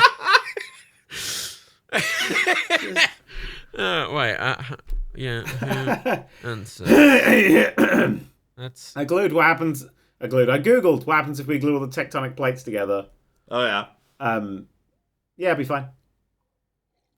Oh, good. Well, that's nice to know. Yeah, I was worried the plan might not work for a second. Answers, how do volcanoes work? Just link back to this podcast. Anymore. How do volcanoes work? Answers.com. Why are we looking up volcanoes? We know how volcanoes work. I don't know how volcanoes work. I've got a vague idea how earthquakes work. Uh-huh. Because that's just literally like plates pressed against each other until they eventually go.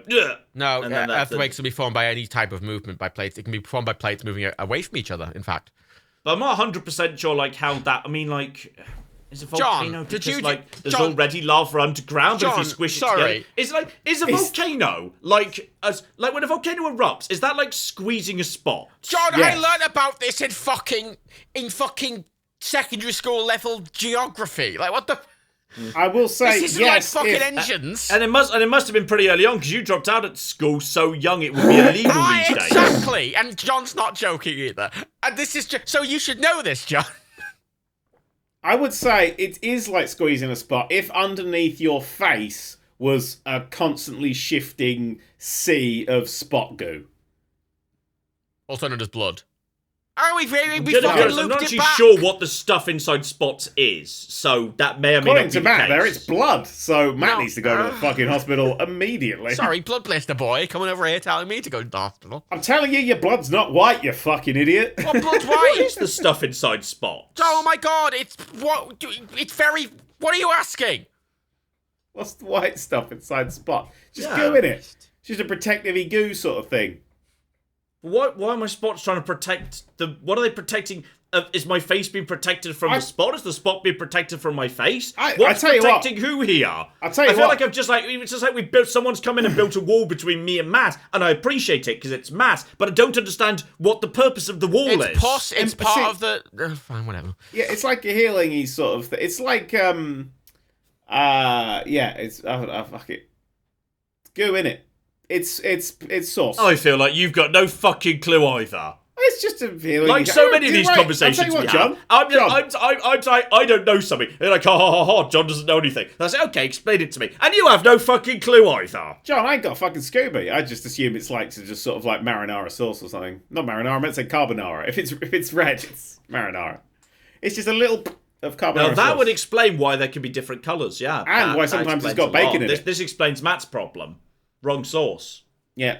That's got marinara. Fucking... That's got marinara in his brains. You've got marinara in your fucking feet, Dale. Fucking don't. I like how one of the plates is called Coco's plate. That's nice. Jesus I like that Christ. one. It's my favourite one. It's the John, British you boy know- coming over telling Most of them everyone are called what to like call. really boring stuff like the North American plate, the Pacific plate, the Indo-Australian plate. And then there's this one that's like, oh, this is Coco's plate. Oh, that's nice. John, Why? you know in Crash Bandicoot, where there's like little rafts going along the river and you've got to jump on them? I've played it once, yeah. Yeah. Well, imagine if that bit of river was just completely full of those log rafts, and they were all jostling around and having a good time. Yeah, alright. That's what tectonic plates are. No, like. but imagine that and I then know, slow no, it down to the I think most I've got a vague idea how ludicrously what slow. tectonic plates are like. It's just, I don't get how that feeds through into sometimes a volcano just fucking vomits fire at us. Well, Because effectively, it gets squidged together and water goes bloop at the top. water. In the Crash Bandicoot methodology. I'm trying to bring it down to John's level. Fucking hell. I mean, John, have you ever seen one of those diagrams of the inside of the Earth? Okay, hang on. Let's roll this back a step. So, you know like the water cycle? Mm-hmm. Like you know, water evaporates, clouds, rain, etc. Oh yeah, you make it in that. You get that little like plastic topped little thing with a little green hill on it, and then the water at the bottom and cotton wool at the top. Yeah, it all exactly. goes around and Yeah, rains. the water cycle. Mm-hmm. Yeah, Is lava like that, just with underground rather than clouds? You know what, John? Lava comes up to us, but occasionally the ground that's at the bottom next to the lava underground gets melted back into lava. So there's a lava circle, same as there's a water circle. No. No, I think I'm right. Okay, Why am I fuck not it, right? then yeah. Sure, fuck it. Fine, yeah. You did it, John. You know the world. Yeah, I mean, it could just be plates floating on just a shit ton of molten stuff because of the sheer pressure of the earth John, and stuff. But sorry, fuck it, did we'll you do it Yeah, but your there's way. got to be more molten John, stuff added to it sorry. to make up for the molten Sorry, stuff. John, straight are you out, saying- otherwise we're running out of molten John, stuff. what do you mean running out? And then we need a new Netflix disaster film about what happens when the Earth runs out of molten John, stuff. have you What got happens? all your information about how the Matt. world works from the fucking core? Matt, what happens when we run out of molten stuff? Yeah, Matt. What could possibly happen if we run out of molten stuff? Does the world? I think the world freezes. I mean, think John, that's you shit. That's what causes ice ages. John. Holy fuck! John. That's what ice ages Oh, are. John. It's when the world runs out of molten stuff. John, shit. Holy He's shit! got it. I've solved it. John, over billions of years, planets will cool down and they will stop their tectonic activity. For example, Mars doesn't have any active tectonic activity because it's cold inside, for lack of a better phrase. Oh, this is the Netflix movie right here. This is it. The day the world ran out of molten stuff. I can see it now. Again, Gerard that Butler's is going to part- be in it. It's going to That be is great. part of the fucking... That's basically the movie The Core. John, Yes. how did we stop the ice ages previously then? Like the ones with the dinosaurs? Well, and I shit? think, like, once there's an ice age, because obviously when it's all cold and snowy, there ain't no volcanoes, because it's all cold and snowy everywhere, so there's no volcanoes. So then the world's got time to, like, grow Sorry. more molten shit. We're just like, Matt, let that one go. Let that one go. And then we go back into a hot period where there's more volcanoes now. And the volcano, and then in Horizon Frozen Future, Aloy causes the volcanoes to erupt at the end, and that ends the Ice Age, John, and that's the end of the day, John, and that's it. What you're saying is the first Ice Age stopped because a fictional video game character turned the heating back on. John, basically, can I just say a problem here? Right, so two things. First of all, in the video, this could be the plot of Horizon 3. All You've only right, got Horizon two Frozen problems with Future, Horizon 3, Frozen Future, where flippin' Ashley Birch has to save the world by turning the volcanoes back John, on. I know, right, from speaking to you a lot over the many years, that you're an intelligent person, and I have a lot of respect for you. And I know during the podcast that you put it on. Someone just clip that quickly. Can someone just clip that? I know during the podcast you put it on a bit, you're exaggerating your stupidity for comic effect. But here's the problem, right? At this point, it's seeping into my actual opinion of you. It is. I'm slowly dumbing Matt down. I'm actively thinking, John's a fucking idiot. Because it's so pervasive. It's just oozing out of everything. Yeah, but the real downer of this is I'm just sitting there going, I don't know what the point of Puss is. I'm sitting there going, it must be just I'm basically I'm just the Socrates of this group, alright? I show up and I say, I don't know anything, and then I ask you guys questions, and you suddenly realise you don't know anything either. I'm literally Socratic methoding your asses right now. I'd say you just got fucking Socrates. I think you're more like Cockroaches. That's what I think. Look, Socrates already clearly implies, teasing. The implication was already there. Uh-huh. Okay, can I? Yes, Matt. Pus is a build-up of dead white blood cells that form when the body's immune system responds to an infection. That's blood. You were right, Matt. That's not. Oh my god, Matt was right. It's blood. White blood cells. There's blood in it. The word blood is in white blood cells. It's a third. But I wouldn't count plasma as blood. It's literally a third. Exactly. It's 5 out of 15. That's 33% blood. Okay, sure. Why not? Yeah. That's one thing he knows about. Well done, John. Yeah. Proud of you. No, Matt got that one right first time. We were sceptical, but Matt got it right. Yeah, I'm learning so much today. I'm learning about pus. I've seen a lot of it coming out my fucking foot. No, you've seen blood coming out of your fucking foot.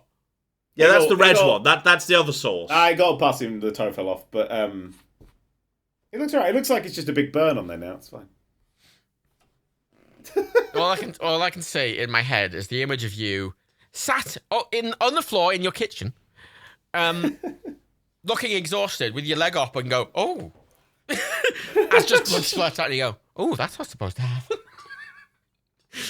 Yeah, I've just found another map of volcanoes here. Fuck me. That centers the Pacific Ocean rather than centering in the kind of the more. Well, yeah, because that's the most geologically active part of the world. Exactly, but when you center the Pacific Ocean like that, you kind of feel very worried for Hawaii because they are just surrounded. It is just nothing but volcanoes and fault lines around them. You just think sooner or later they are fucked. John. Yeah. What is Hawaii made from? How did Hawaii come into existence, John? I'm pretty confident it itself is a volcano, but it seems to be surrounded by other volcanoes. Yes. It's a cult leader of the volcano cult. I will say, they're all just kind of I've got to fucking interject because this is the funniest shit. If you actually if you walked into a big empty room and there was one person standing in the center and everyone else was standing in a perfect circle around them, you'd think, oh shit, that guy in the middle. That's the guy to watch. He's going to do something important and interesting. That's Hawaii. It's a volcano in a circle of volcanoes that are just surrounding it, just kind of chanting in Latin. Just very briefly, Daniel, before you make your point, there is a lot of debate, again, among volcanologists about how Hawaii isn't on a fault line at all. It's right in the middle of a load of fault lines, and it's weird that there's volcanoes there, and it must have been a bit of an oddity for a volcano to pop up in the middle of nowhere. But that is a thing that can happen. It's the chosen one. Sure, fine. Go on, Daniel. So, I went on Quora, which is, Yahoo Answers, but for people who can spell. And I typed in, what would happen if all the volcanoes stopped? And I found, what would happen if all the volcanoes on Earth disappeared or stopped erupting? Okay. And then a guy called Colin Payne, who's a registered California architect, who has 2.7 thousand... Architect? Yep. 2.7 thousand answers, and this is the not a top-rated volcano answer. architect, just the normal kind. Normal kind. So he knows about structure. He knows about design. I don't think that's important. He's got 2.7. He's answered 2.5 thousand things. Mm-hmm. Yeah. He says the Earth would blow up like a balloon and ultimately pop. I choose to believe. I like that's an even dumber take than mine. I like that this architect has an even dumber take than my one. But the way it's written, it sounds so confident. No. I like there's a comma around ultimately as well. It's good. Just in case you knew the John, do you need an Oxford commas so you understand that? Yeah, have you spent a lot of time, John, on Yahoo Answers and Quora Answers, just like answering random shit that you know nothing about? Because maybe that would. Honestly, I feel like one day when I'm retired, I'm going to get a great deal of joy just going on stuff like whatever the future Quora is, and just confidently answering questions I've no idea about, but just doing it very confidently. You would as well. You'd be like, I've got a degree from Oxford, don't you know? I would have, You'd be on Fox News, be like, Oxford graduate says Earth will pop. I'm glad I think I'd have plumber, a great John. deal of fun with that. Yes, that's my one takeaway from this. I'm glad you're not a plumber, because you'll be like, what's this one do? Oh, it's a pressure valve, is it? Well, we're going to turn that off. They're not necessary. Let's glue these fucking shut. And then the house would blow up like a balloon and ultimately pop. Yep.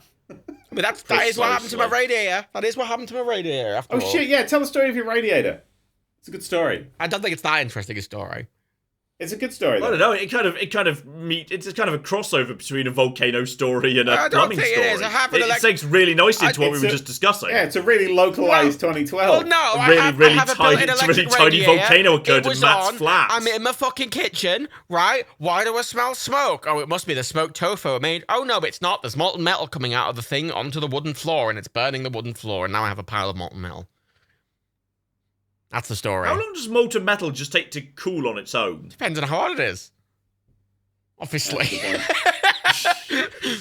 What a fucking question I don't know, is I've that? just kind of got a view in my mind, like in the Alien films, where the acid that the aliens got in them, gets spit out, it would melt a hole in the floor and it'd just keep going. You'd peer through and there'd be people in the floors below, peering back up comically, and it would just kind of go all the way down to the bottom. Depends on what metal it is. I'm not sure what metal it is. I think it's solder, but it's a bit too much solder, so I don't know if it is solder. Maybe it might. Is it lead? What's the melting point of lead? Isn't that quite low? My brain says that's low, and I don't know why I'd know that. It might be. Possibly it was on University Challenge. It's 327 degrees, which is relatively low for a metal. Sometimes I know random facts just because I enjoy watching Uni Challenge, because you learn some really random shit. So is that where you get the rest of your information, from the wrong answers on University Challenge? On occasion, yes. Great. I can imagine Joe watching University Challenge being like, well, they got that one wrong, even if the answer's right. Yeah. It's really ancient Greek one. See, no, Claire and I watch it competitively. We actually genuinely see which of the two of us can get the most right answers out of University Challenge. It's great fun. No! Sorry, Daniel, I watched you watch fucking Only Connect for literally, what was it, 13 hours straight? I was sick, and it helps my ADHD brain calm down. That's not an Claire and I watch Only Connect 2. That's also fun. Only Connect's great. Wait, there's an Only Connect 2 now? Oh, shit. Anyway. Unfortunately, in line with the current internet zeitgeist, Only Connect has been replaced by a Wordle variant. Oh, yeah. Octus Factor Sector Durdle. Exactly. Every single 5-letter word. Only Knurdle will be starting soon on BBC Two. There was a Wordle TV show in America in the 80s. A quiz show that was called, I think, Lingo. Is what I've got in my head. Lingo. I swear this is a thing. I should look this up. Lingo TV show. 1988. Well, that's good. Apparently there was an ITV one from 2021. No, the American one, the original American one. Yeah, but the original American one is they had to guess 5-letter words, and they if they got it right, it was green. If it was in the wrong place, it was yellow. And it's just Wordle. Wordle is just lingo again. Thankfully, the New York Times have bought it, and now no one else can do it. It's not allowed. Apart from the TV show on ITV, apparently. Yeah, no, but aside from that, and the it's 10 not million allowed. variants thereupon. Yeah, no, it's not. The New York Times. The Wordle, the Hurdle, No, but I don't think you Quordle, understand right. the Lord of the New York Rurdle. Times spent a lot of money on it, and it must have been for a reason. Oh my god, there's a Lingo official word game app for the ITV show for the phone, which And it's just Wordle. play the free mobile game based on the ITV format, nothing else. It's not similar to any other app. Someone's going to take this to court at some point. It's going to be great. I mean, actually, when did Wordle come out? Wordle app. Like, it must have been less than a year ago. Yeah. 6 years ago. Time means nothing anymore. It could be a lot. It could year. be like Among Us, which just was like under the radar for like 3 years, and then it just got hugely popular all of a sudden. No, because the guy started it for like his partner during lockdown, so it can't have been that long. Wordle. Okay, Wordle Original 1.0, 24th of April 2016. Told you. Okay, fine. 6 years ago.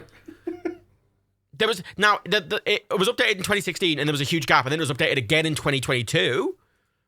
Oh. So that's yeah. something to do with the lockdown monarchy.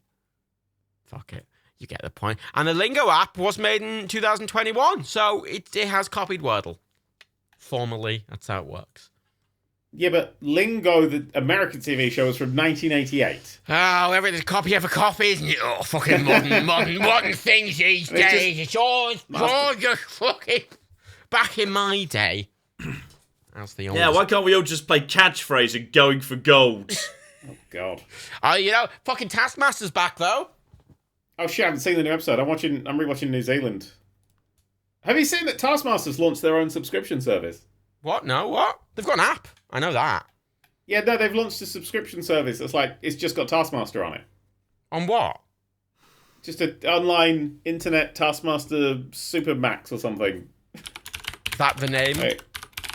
I'm gonna... Yes, Taskmaster Super Max Plus. What? But it's free! Seasons 1 to 8 available now. Season 9 coming soon. But I can watch it for free. Oh my god, they have a Taskmaster clock. It's so yeah. Basically, it's just you can watch Taskmaster for several pounds. Would you like a Taskmaster clock? I have the Taskmaster clock. The one with Alex Horn's legs. What? His legs? His legs are the his legs are the hands of the clock. Oh god, I don't want to see it at like the happy time. 10 to fucking 10 is going to be... I mean, it's showing it at 25 to 4, which, it looks like he's running. Oh, very nice. But I mean, the thing about Taskmaster Super Max Plus, which it's basically for people that can't get Taskmaster elsewhere. Like, if you get it for free, fuck it. But they are going to be adding all the foreign versions of Taskmaster to it, including it'll be the first time you could properly get Taskmaster New Zealand in this country, which is the best Taskmaster. Yeah, I went there. It's the best Taskmaster. It's still very good. It's really good. I'm not quite there with it. Oh, you can get Taskmaster masks. They're called Maskmaster. Fucking great. I mean, I'm just shocked at chilling stuff. They've got a lot of weird stuff. I wanted to talk about Gilbert Gottfried for a while, because he's like one of my favourite comedians, and I was genuinely upset midway through my first live stream back after 3.5 weeks being away. Because he was like a really decent person who told really inappropriate jokes. And I appreciate and respect that, because it's basically me. But do you know what my favourite thing about Gilbert Gottfried is? My absolute favourite thing about him is... Go on. He told the very first 9/11 joke. Surely you can't verify that. Other people must have just done without it really being recorded or something. Well, I don't think it was recorded. It was literally just at like a club or something. A few weeks. I think actually it was at a roast. Fuck, was it Hugh Hefner's roast? It doesn't matter.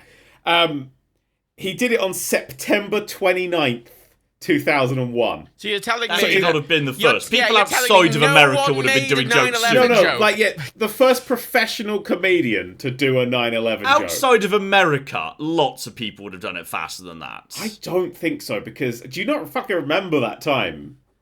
It was fucking... But he got fucking annihilated for it. Like, the crowd really fucking hated it. it's such a, and then he went on and did a 9.5-minute version of the Aristocrats, and they won them back. I cannot believe that there is a 2-week period in which nobody made even the mildest joke anywhere in the world. Did Norm Macdonald not make one? Because Norm that. Macdonald made a lot of 9/11 jokes. Yeah, but I think a lot of people, it really was, because I've listened to a lot of comedians talk about it, like, and they were like, Gilbert Gottfried kind of made it, like, Gilbert Gottfried tested the waters of when is too soon, because everyone says, like, when's too soon? And it turns out in America, that was too soon. Like, that was legitimately universally acknowledged as too soon. I just need to say, by the way, I searched Norm Macdonald 9/11, and the second thing that came up was a Gilbert Gottfried video. Oh, wonderful. Absolutely wonderful. But yeah, I really enjoyed, yeah. I love he's a great guy. Great comedian. And I think it was way too fucking early. But I also think that was, you gotta do that shit. Sorry, there's a video, someone saying, just one of the, like, some random news thing that's been like, he's died. And in the description, it's like, put every tag rather than the tags. And boy, it's a wow. Gilbert Gottfried as God, Gilbert Gottfried Aladdin, Gilbert Gottfried stand-up, Gilbert Gottfried Bill Cosby, Gilbert Gottfried Elden Ring for some reason. Gilbert Gottfried. Imagine searching those two tabs. Well, yeah, Gilbert Gottfried Ghostbusters, Gilbert Gottfried Harry Potter, Gilbert Gottfried No, but there's Gilbert Gottfried Hugh Hefner 9/11 as all one sentence for some reason. Oh, so it was Hugh Hefner's roast, yeah. I paid Gilbert Gottfried to voice Argo as one for some reason. Like, what? Why? I really want to know what Gilbert Gottfried thought about Elden Ring. I don't know if we would have got much of a chance, if I'm honest. He definitely didn't beat it at the time. Oh, no. Elden Ring. He's like one of those people where if you make a really dark joke, now he's dead, you know he would have fucking loved it. So, go right ahead, people. There's Gottfried. There's a boss called Godfrey. Godfrey? Godfrey. God, they're all called There's fucking several of them. I don't know. I've not played the fucking thing for more than a few hours. Wait, do some people think that a boss in Elden Ring is based on Gilbert Gottfried? Probably. The bosses in this game are scary fingers, ladies with swords, and the most annoying Jewish guy that we could find. That's the three. I did see a thing yesterday that was someone calling and 3 Elden Ring people a really called funny Margit game. or some very close variant thereupon. Yeah. There's that boss Good old I know Margit versus Margot versus then Godfrey versus Godfrey. What's the name of the big dude on the tiny, tiny horse? I don't know. I haven't seen a big dude on the tiny horse. That's Radahn. Okay, I don't know who that is. No spoilers. I'm not there yet. I'm only 40 hours in. I've barely scratched the fucking surface. His name's Radahn. It's fine. Thank you. Well, that sounds redundant. He's literally brought up in the intro sequence. It's not a spoiler. His name's Radahn. Radahn. No, not like the Godzilla one. No, that's Rodan. Yeah, well, yeah, that's what. Yeah. How do you spell it? Radahn. Radahn. Ah, okay, there it is. Radahn Elden Ring. Oh yeah, he is. Look at this tiny horse. Oh yeah, he's the guy from all the trailers. He learned how to use gravity magic, so his horse could support his weight. 'Cause he loved his horse so much. Oh wait, he's massive then. That's he's riding a normal-sized horse. Cute. He rides this tiny horse, but he was too heavy for the horse, so he learned gravity magic to make himself lighter, so that he could ride around on his little horse. And he didn't have to stop. Genuinely, the horse is a normal horse, but he is a giant. Yeah. But he uses gravity magic to, like, float or be lighter or something, so that he can ride around on his tiny, tiny horse. It's fucking ridiculous, and I love it. I'll give him that. That's quite funny, actually. I'd like to point out, just one last thing on the Gilbert Gottfried thing. He did tell this joke in New York. Like, this wasn't... he didn't just tell it somewhere else in America. Okay, now the first comedian in New York, I would buy that was the first, yes. Yeah. First comedian anywhere in the world, no, I don't believe that. He recorded later by saying it was the most anyone has ever lost a crowd. Well, yeah, well, it's good on him for trying. Wow. Also, I've got terrible news which has been delivered in a fascinating way. Uh-huh. Out of interest, I searched how many deaths do volcanoes cause. Jesus Christ. And more than 270,000 people have been killed directly or indirectly by volcanic activity during the last 500 years. Yeah. Fun. Yeah. People It sounds like died a really from big number, but then they add on the end during the last 500. Oh, actually, that's quite a long period of time for only 270,000 people to die. Okay. Actually, that's okay. There is a That's Wikipedia fine. page called "Humor Based on the September 11 Attacks," which is a very specific Wikipedia page. But there's a researcher that found that jokes about the attacks began the day after. Someone found jokes on a Dutch website a day later. Well, the thing is, some people respond to tragedy with dark humour. That's how some people deal with tragedy and crisis. Well, that was what the research was Which makes looking me think into. there would have been... Some people would have told, dark jokes almost immediately, because that's how some people process crisis and trauma. Same. And then the next sentence is a notable early public attempt at 9/11 humor was by Gilbert Gottfried. Just a few weeks after the attacks, during a comedy roast for Hugh Hefner at the Friars Club, the crowd did not respond well to Gottfried's 9/11 gag. One audience member yelled... Do we know what the gag was? One audience member at the club yelled out, "Too soon," which has since become a common response to jokes told in the immediate wake of tragedies. Was that the origin of Too Soon? Gilbert Gottfried then improvised. Because that's almost culturally more interesting. Routine, which it released a great deal of tension and got a rousing applause. So he just talked about the most horrific dark shit he possibly could, and that made everything feel better. Yeah, he just did. Well, he did that. Then he did they just did an aristocrat. Like it's.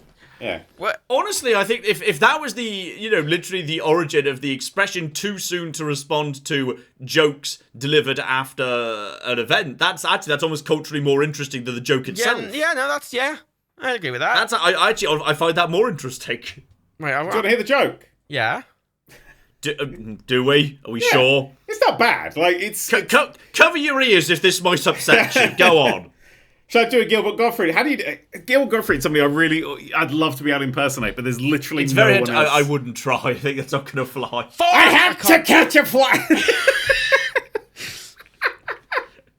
No, he said, I have to catch a flight to California. I can't get a direct flight. They said I have to stop at the Empire State Building first. That's quite mild, isn't it? It's quite mild. That's the thing. It's such a relatively mild joke. Yeah. Such a mild joke, and it got the biggest fucking boos and shouts. And yeah. You can understand how that's the joke you'd choose to test the waters there, because that's pretty much as mild as you're ever going to be able to make a joke There's about a quote here from him in an interview. It was a couple of weeks after 9/11. There was a weird feeling in New York. People were walking around in the days. I was at the roast of Hugh Hefner, and I just wanted to be the first person to make a really poor taste joke about 9/11. It was impromptu. I don't remember thinking about it beforehand. I said, I have to leave early tonight. I have a flight to California. Can't direct flight, blah, blah. I don't think anyone lost their audience bigger than I did at that point. They were booing and hissing. One guy said, "Too soon." He was just a face in the crowd, but now I wish I knew who it was because his comment became part of the language. Oh, yeah. There you go, then. I mean... It's interesting. Yeah. We need to find that guy. That guy's made a huge impact on language. Yeah. Unfortunately, he's Russian. Oh, too soon. Sorry, it's too soon. Fine, sharp. When I do a joke about Russia's 9/11... doing well in their war. Should we talk about their war? Russia doing well, aren't they? Nah. It's like watching Hitler fail to invade Poland. That's my favourite review of it so far. Just absolutely fucking... In this article, he's talking about making jokes about the Challenger explosion and the Japanese tsunami. Wow. He actually went to space to do the Challenger ones. It was on the International Space Station. Oh dear. Oh my god. Dear. Oh my god. Jesus, the last sentence I can't actually read out because it's... Ooh, that's bad. Please don't. Read it. I remember... I'm as hypocritical as anyone else. I remember when all these stories came out about Mel Gibson, a woman cop had stopped him. He called her sugar tits and asked her, "Are you a Jew?" and said the Jews were responsible for all the wars in the world. Then news came out about his girlfriend. He smacked her when he was holding her baby, told her... Yeah, I can't read that. It's a Mel Gibson quote. It's a Mel Gibson quote. It's a Mel Gibson quote that involves rape and the M-word simultaneously. Classic Gibson. Oh, and cunt, which for obviously Americans is top tier. And after all that, I was like, wait, he said what about the Jews? That's the last line in this Gilbert Gottfried article. What's happening? Good old Gilbert Gottfried. It's an article he wrote in Vulture in 2016. Heart of Gold, absolutely filthy mouth. It was a wonderful combination. He's one of those great American comics. There's not many. I'll be honest, America. You had Louis C.K. in one. Apparently, did you ever? There's that Seth MacFarlane film, A Million Ways to Die in the West. I've never seen it. It's an interesting film because it's kind of that. You know how the Orville Seth MacFarlane just going, I really like Star Trek and I want to work with people who or on Star Trek, basically. A Million Ways to Die in the West was kind of the first foray into that, because it was just lots of people he wanted to work with. Like, it's set in the West, and it's just him wandering about, and he walks down the road, and he just sees an open door, and he walks in, and fucking Doc Brown's there, with a DeLorean.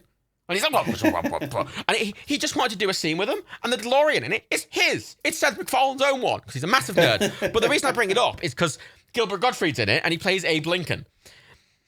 Of course he does. But Seth MacFarlane made this big statement that apparently the day he was on set, he was improving. Gilbert Gottfried was improving the Abe Lincoln thing.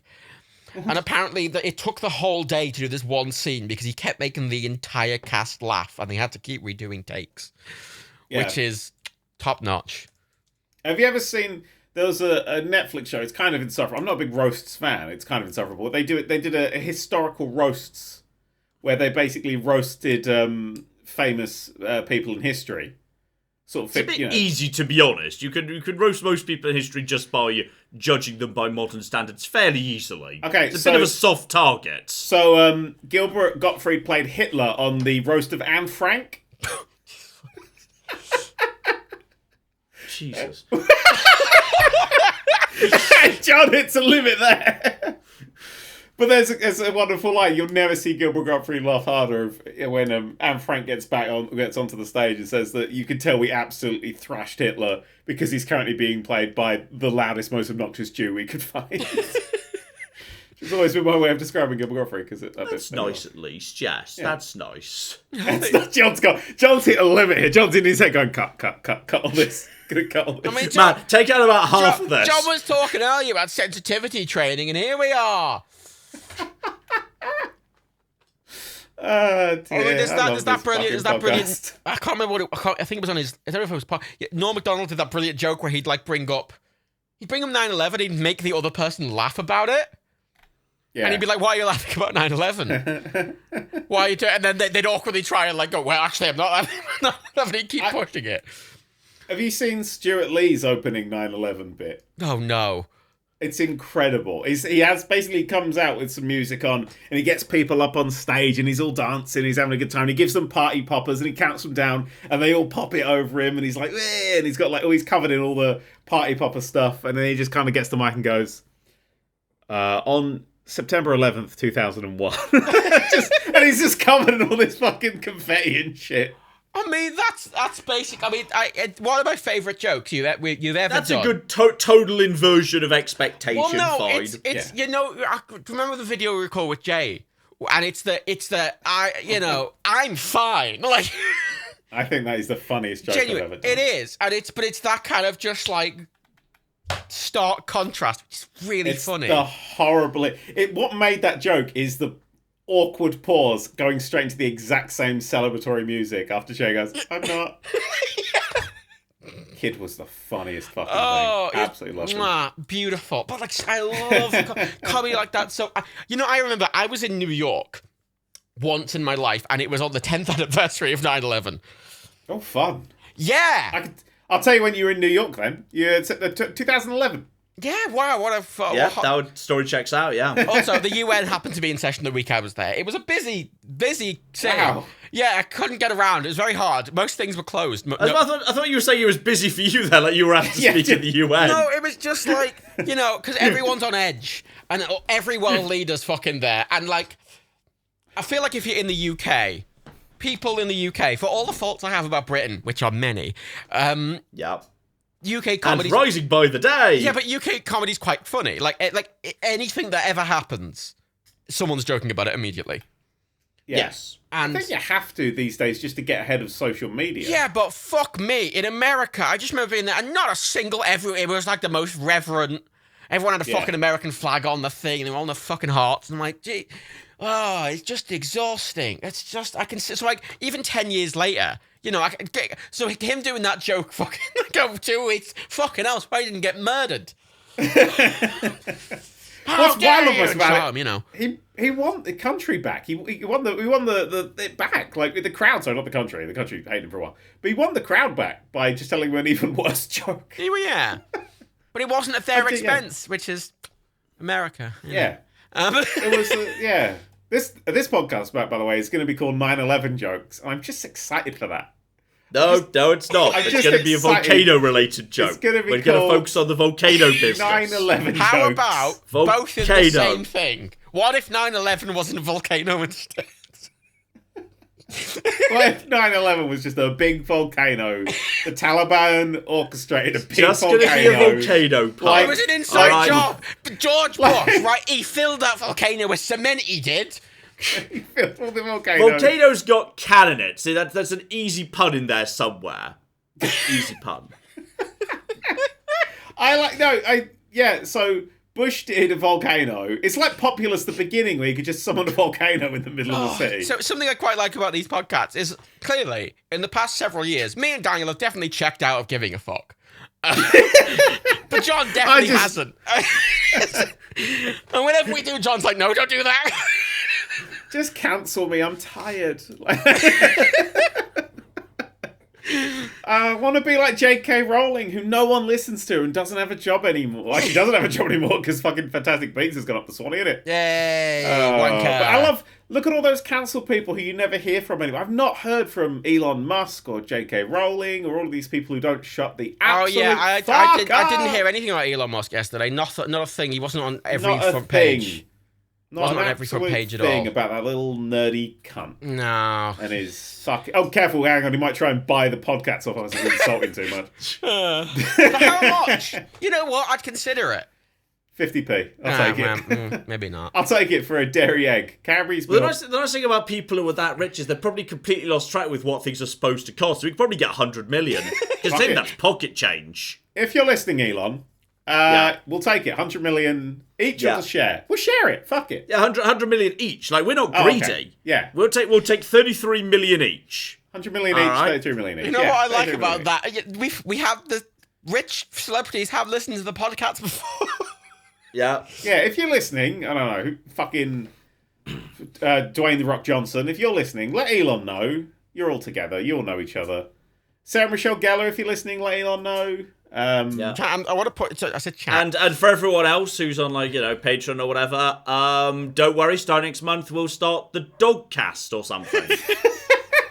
T-Pain, if you're still listening, because T-Pain used to listen to the podcast in his mansion on surround sound. That's so weird. I know. T-Pain's that is very strange. He's a very I love the opening to the Lonely Island, the boat. I'm on a boat. Where he's deciding who he's going to take on the boat, and he just says T-Pain, and it just pans over to T-Pain, and that's silly, and he goes, cool. And that makes me laugh so hard every time. And I think he's a bloke who doesn't take himself seriously. So yeah, of course he'd listen to this shit. We'll even do you a deal, limited time offer. If you buy the podcast for the next 7 days, we'll sell it to you for 50 million. Best value. Yeah, best value. That's 7 days only. Act now. There's only one podcast, limited supply. It's the NFT of podcasts. We'll give you the podcast NFT. We're minting one podcast NFT. Oh, did you see? £50 million. Did you see how much by now Jack's first tweet sold for, the NFT of it? Oh, I saw yes, I saw this. Its price plummeted to 0.001% of its original value. Yeah, it was up for $49 million, and it sold for $280. $280. Just $280. I like nothing more than a bigger fool scam where someone finds out they're actually the biggest fool. Wait, hang on. Sorry. Yeah. Wasn't it originally bought for like 2.9 million? It was bought for originally. 2.9 million, and that person was like, well, now's the time to sell it. And they offered it for $49 million, and it sold for $280.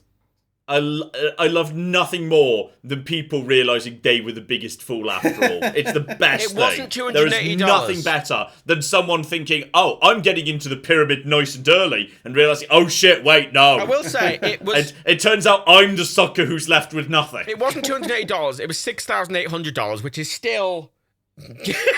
Still, I saw it was $280. Oh, this article says the highest bid was $6,800. Oh, that one might get pulled though, because I saw it was $280. Yeah, that's hilarious. Fuck you. The thing is, even if you say, well, $280 is like still more than it's worth. Yes, but you've also demonstrated that the value of something has dropped to 0.01% of what it was originally purchased for, which is generally a bad sign for the state of the market. Yeah. Why NFTs were a scam? Who knew? Who knew? Who knew that clear scam was a scam? I just love nothing more the bigger fools turning out to be the biggest fools. Right. So good. Yeah, but the problem is, though, that at the end of the day, some asshole still got rich off it. Yeah, whoever sold it initially got 2.9 million out of it. Yeah. Because they're at the top of the pyramid. Yeah. And they but the thing is, it's actually an inverse pyramid. I'm pretty confident that anybody who did the business of minting the NFT and got $2.9 million in Ethereum, I think that's the currency they use, that person was not the sensible, prudent financial person. He said, well, I'm going to take my 2.9 and I'm going to cash it out into an actual real currency and I'm going to invest in something sensible and buy myself a big house and I'm going to retire. That person immediately reinvested that Ethereum into dumber scams and probably lost it all. They're probably involved in those the NFT games that there are now. Because there are a big pile of people who were like, oh yeah, I got into crypto super early and now I own $10 million in crypto, but they never cashed out. They just kept putting it to dumber scams and it slowly got whittled away. What was the thing the other day that it was an NFT game that failed, but people had spent loads of money on it? Oh, the Formula 1 all games. of them. That's all of them you're describing. Video. That's literally all of them. No, there's a specific Formula 1 game that's just shut its doors and it's been like, all right, thanks for spending upwards of $300,000 on these NFTs. It's done now. Bye. Yeah. I think you're referring to the really dumb, stupid Pokemon ripoff that had the weird Philippine secondary market that's collapsed. No, there's literally a Formula 1 game just shut down. It was literally a Formula 1 official time game and they lost the license and they were like, oh well, the end. Do you want to? Yep. I got an email to the NerdQ business email last month, actually, from something called LOL Metaverse. I'm going to read the email. Like those LOL dolls that are everywhere? No, I thought it was that, but it's even worse. We've been following Prof on YouTube. We believe we can make LOL Metaverse the next big NFT project. We are proud to launch the Lords of Lands, the first rental-generating NFT land metaverse. Now, that's untrue. There have definitely been rent-generating NFT stuff before. LOL is the meta version of the futuristic medieval era, ruled by the billionaires of the world called lords, who acquire the very scarce NFT lands, where the future of entertainment, shopping, leisure, concerts, auctions, and sports will come together. We're creating the biggest utility in the NFT space yet by getting all the biggest music talents from across the world and making them perform in the metaverse to a global audience and creating an immersive shopping experience for its users. So it's just a shop that you have to buy land in. We're launching our first island, having only 2,000 lords, 1,549 normal lands, 1,085 premium lands, and 352 celebrity neighbouring lands. If you want a normal land, it costs 0.3 Ethereum, premium 0.6 Ethereum, and celebrity neighbouring lands 1 Ethereum, which is like several grand. Let's have a look. 1 Ethereum is currently $3,000. Yes. But here's the thing, right? What they say is if you buy your land, you can then rent your land to other plebs for 2% of the land value at minimum. Sorry. They've just said that their first island is there, so you can rent on the first island, but they are going to be adding more islands, so therefore making it less scarce as time goes on. Yes. Generating secondary rental income markets is one of the weird things this does. Like there was this one I was mentioning where basically it's Pokemon, but you have to pay several $1,000s to buy a team of Pokemon. But rather than actually playing Pokemon, you can then lease out your Pokemon to people who then have to share a percentage of their income with you and treat Pokemon as basically rather than playing Pokemon, you're the asshole in the daycare center who just stands there while other people play Pokemon with the Pokemon you raise and occasionally pay you for it. Sorry. See, what's really fun about these? If I played Pokemon and thought, I don't actually want to play this game, I want someone else to play this game for me while I stand there gaining passive income, then that's the game for you. The thing is, we did a show video on it. I can't remember what the game was. It was sort of a Pokemon-y sort of fucking thing. Do you remember what it was, Matt? I can find the video. It was some awful shite. So who gives a shit?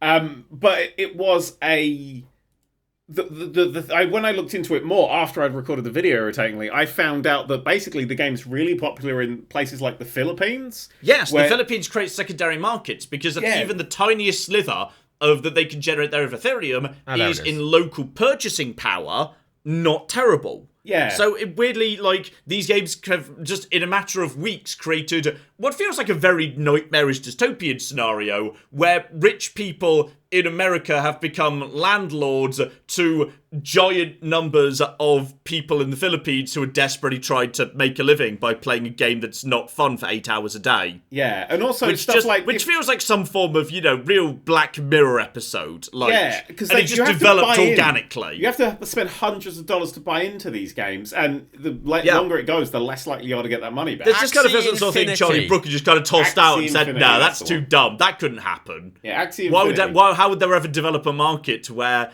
thousands of people in the developing world would end up like playing a video game that's not fun for no reason for the sake of landlords in other countries? That can't exist. As a point, by the way, when I searched LOL Metaverse on DuckDuckGo, the first thing that came up was an article called "How LOL Surprise Dolls Market to Kids in the Metaverse."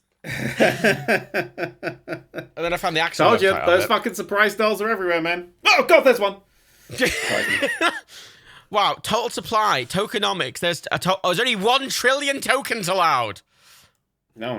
I know, right? Basically, oh no, that's only what is that? About 200 for every person on Earth. Oh god, that's not a lot. No, I haven't got any of mine yet. They're gonna run out. It's every time I hear someone talk about NFTs or cryptocurrency, I think of that bit in The Office where Michael's clearly describing a pyramid scheme, but he's been explained it upside down. And then someone's like, "This sounds like a get rich quick scheme," and he's like, "Yes, this is a get rich quick scheme. You will get rich quick." I love that, just not understanding how the world works. I mean, I don't understand most of this in the technical terms, but I hear like idiots make $10 million in a week, and I think, I kind of wish I could just do that, just anonymously. But then I think, like, if I ever tried, it would be like that episode where Homer Simpson tries to set himself up as an internet help company, to set himself up with the internet for the first time. And Bill Gates comes to his house and smashes it. I'm not sure you have to worry about that. Well, isn't that the episode that ends with like a take on the prisoner and stuff, and he gets sent to that island? Yes, that's the way it ends, but I just enjoy the earlier bits more, where he tries to set up the internet help company, and the comic book guy comes to him and describes a series of complicated problems. Homer just sits there blankly, and after a moment's pause says, "Can I have some money now?" But that's the thing. I just kind of feel like that would be me trying to make money out of NFTs. The most obnoxious thing about it, because most people do that thing where they go, "Oh, lots of other people are making money off, but I want to get a piece of the pie," kind of thing. And you either have the people who are getting into it not knowing anything about it, which are the people being exploited, or the people who will sit there and go, "Actually," and they earnestly believe it's the future of the world. Yeah, and they're idiots. Yeah. Like, the rule is, if you hear about something and you're not normally listening to stuff like that, it's too fucking late. Well, it's like the people who bought fucking GameStop stock after it was already in the fucking news. Yeah, you know somebody who did that, don't you, Matt? Matt did. I will say, Matt didn't. Legitimately a friend of Matt's. Yeah. What up?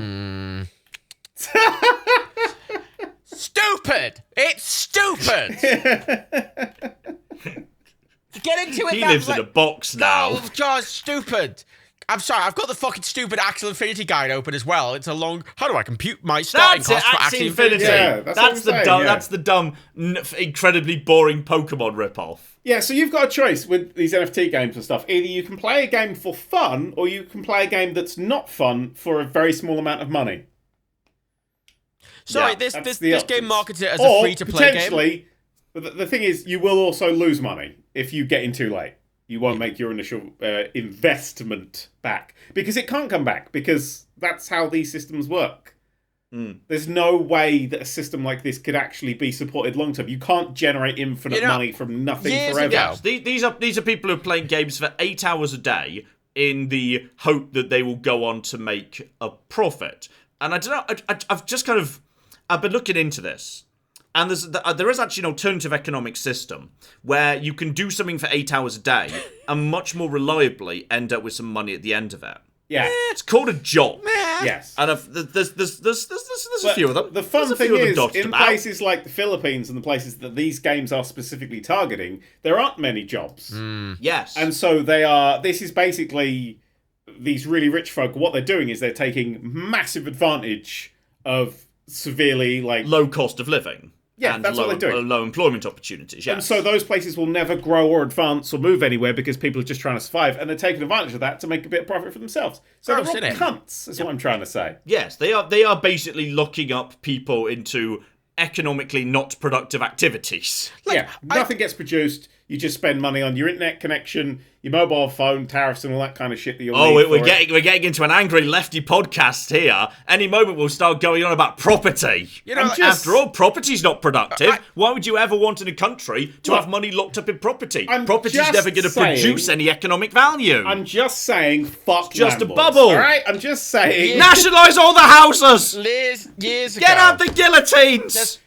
There's this thing, right, from like, I understand people look at all these people who've got really rich off like spending like £5 on Bitcoin and it's too late.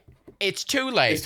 Years ago, right, I remember getting quite annoyed at this because I want to say in like a very long time, like when Bitcoin was first around, I went, what's this then? And you know what? I bought £5 worth of Bitcoin in like the super early days, and I went, oh, I can't do anything with this and it's worthless.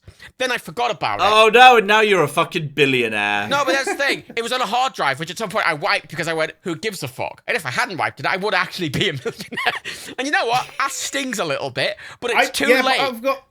It's like when I entered that tournament and the fucking the third place, the first place prize was like £25 or something to spend in store. It was like it was a game or Yu-Gi-Oh or something. I used to do loads of tournaments at this place. But third was this place ever actually authenticated? Because that struck me as like something that was created for sharing and internet points down the line. I'm not sure if anyone ever was able to verify that was real. Well, this happened to me. I'm telling a story that happened to me, John. Oh, okay. I thought you were referring to the famously circulated image of a thing. No, this was a really common thing. Bitcoin was given out as like third and fourth place prizes a lot of the time in a lot of fucking places that I was in. Okay, I'm not sure whether you fucking grew up in Epcot or something. No, but up in the fucking Midlands, we did not have fucking Bitcoin doing the rounds, routinely being handed out on street corners for, if you came third in your fucking hovercar race.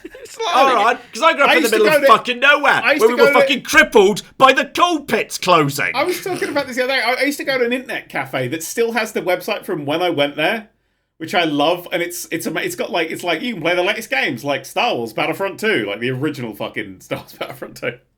And it's great, and it's like, oh, we got the new World of Warcraft. This is a generational clash here. When Dad was growing up, it was Yu-Gi-Oh contests at the nearby internet cafe. When I was growing up, we were just desperately trying to survive the devastation that Thatcher had wrought. We grew up in different times. Sorry, she's dead, John. Get over it. 2 minutes ago, you were complaining about fucking liberals wanting to make property public, and now you complain. Choose the side, John.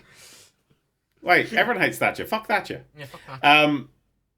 Don't define. Although she did make Channel 4, which I guess is the only good thing she did. This happens fucking like I used to go to this place all the time, and like a few of the times, literally, like the third place prize was just Bitcoin, which was like a couple of quid worth of Bitcoin. It's not. It was just a thing because I was hanging out with fucking these tech nerds in a fucking internet cafe.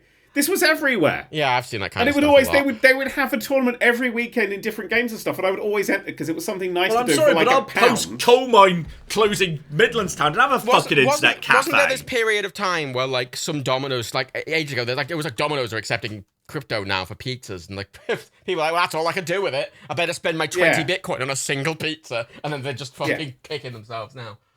Yeah, it's that sort of thing. But no, that's happened. They used to happen. Especially if it was Domino's pizza. They're not even that good. Shit pizza. It was a really good one. I used to eat meat, but I don't anymore, so their pizzas are shite. Mm-hmm. I miss meat. I'm not gonna lie. I know some people are like, I'm vegetarian. I'll never eat meat again. Every time I see a sausage, I want to kill someone and eat it. I miss meat. I love meat, but I don't want to eat it because it made an animal sad. This life of ours is a real piece of shit sometimes. Just saying. If you had like your own happy chickens outdoor, would you be okay with that? I'd eat their eggs. If you had your own chickens and you knew they were happy because you'd taken care of them. I'd eat their eggs happily, but I would not kill I would not eat the chickens because they die of old age or disease. I wouldn't kill them. I wouldn't slaughter them. They don't deserve that. But I'd eat their eggs. Fuck, I'd eat their eggs. But I don't eat eggs. I fucking don't eat eggs because I was like, I don't want to be. I don't know where I've gone with this. Fuck it. But I was like, I don't want to be a fucking vegan. I'll just do vegetarian because I don't want to eat meat. And then I was like, okay, I'm now lactose intolerant. Thanks, Ashens. So I can't have dairy. And then I looked up how I was like, eggs are fine. It's just there's chickens. If you buy eggs that are like from places where they can roam and they get regular back massages and stuff like that, fuck it, they'll be good eggs. And then I find out that even those fucking places basically get all the chicks and they're like, oh, that's a boy chick, put it in the shredder. And I'm like, wait, what? Well, no.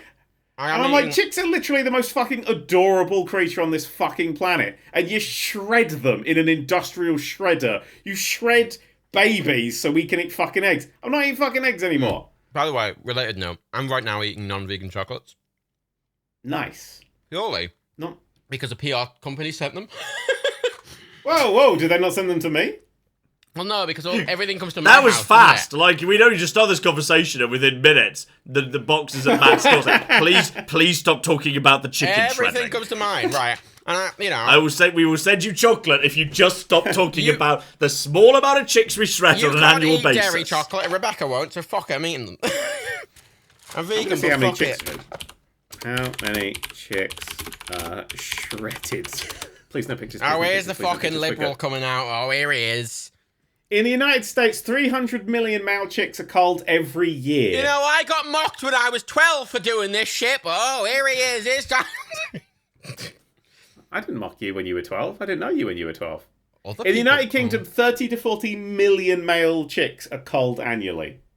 30 to 40 million birds are just fucking thrown away. Living things are thrown away so we can have a fucking omelette. Sorry, I can just hear John in the background very, very happily eating eating a breakfast burrito. Sorry, I just went to get myself an omelette. Did I miss anything? They're fucking delicious, aren't they? I love it when there's also bits of pig in the omelettes. John, they're fucking incredible, mate. They taste amazing. I ain't gonna lie. I love so many vegans are like, no, I'm there going, you're all fucking idiots. It tastes amazing. Alright, I'm gonna have myself some egg. I'm gonna have 3 different bits of pig in it. It's alright. I'm I'm also gonna have some tomato that was genetically engineered to have feelings, so it felt fear as it was being picked off the vine. Just fuck it. In for a penny, in for a pound. I'm having genetically engineered terrified tomatoes. It makes them slightly sweeter. Oh. Crying breakfast cereals, John. Crying breakfast cereals.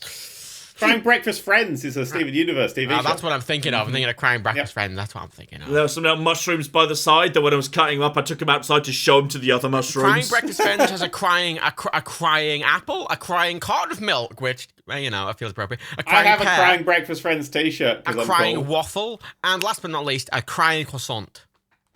I do like, because that's so for those of you who haven't seen Steven Universe, which is the greatest TV show for kids ever made. It's great for adults as well. It legitimately has the best sci-fi world building. It's insane. Incredible. Yeah. It's so good. You should totally watch it. Because it's a show about feelings and talking about feelings and stuff, like a lot of modern kids TV show is. One of the TV shows within the universe is called Crying Breakfast Friends, and it's literally just a lot of crying breakfast foods all talking about their feelings. And anytime any adults watching it, they're like, I don't understand this Who wants to watch a show about things crying all the time? And Steve goes, I do. He's just crying. Yeah.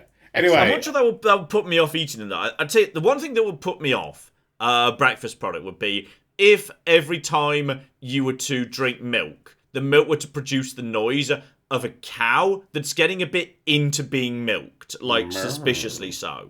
Like a slightly aroused cow. I think that would put me off the milk. So you just have to be sexually challenged to not want to eat something. I feel like that would be more effective than the rest of it, yes. Than knowing that the animal suffered. You would find it more offensive to you that the animal was having a good time than it was killed. For you. Sorry. You would for some reason, rather. yes. I think so, yes. You would rather. Sorry, but yes. You would rather have something suffer than experience joy. When you ate its thing. Look, right. Well, when you put it like that, you make me sound like a monster. You are a fucking... Look, all the Crying Breakfast Friends have actual names. Right? They have a thing. my God. Sad apple, sniffling croissant, crying pear, spilled milk, glum glass, sad waffle, crying egg, weeping egg cup, pining grapefruit, sad spoon. This is an excessively large cast. And bawling bacon, the saddest of the foods. It must be the saddest. Why is the bacon sadder than the rest of it? Well, because that's the only one. Is there a canonical in universe reason? That makes reason? sense. It's the only one that came from an actual live animal. That's the only one that's a bit of corpse, you know? The rest of them... It's weird, like, the spiral into fucking veganism. I would probably still drink milk. But fucking ashes. But, like, it's weird because I can tell you where it fucking started. Because it's like everything you like. I think the mentality of the world is kind of like, who gives a shit? Like, you buy clothes at Primark, an Ethiopian child made this, who gives a shit? Like, there's it's so much of it is just, there's so much shit. There's in being a consumer, there's so much shit that after all you kind of just go, I can't think about it all, because you can't. There's so much shit. You no can't ethical think consumption about of it all. capitalism.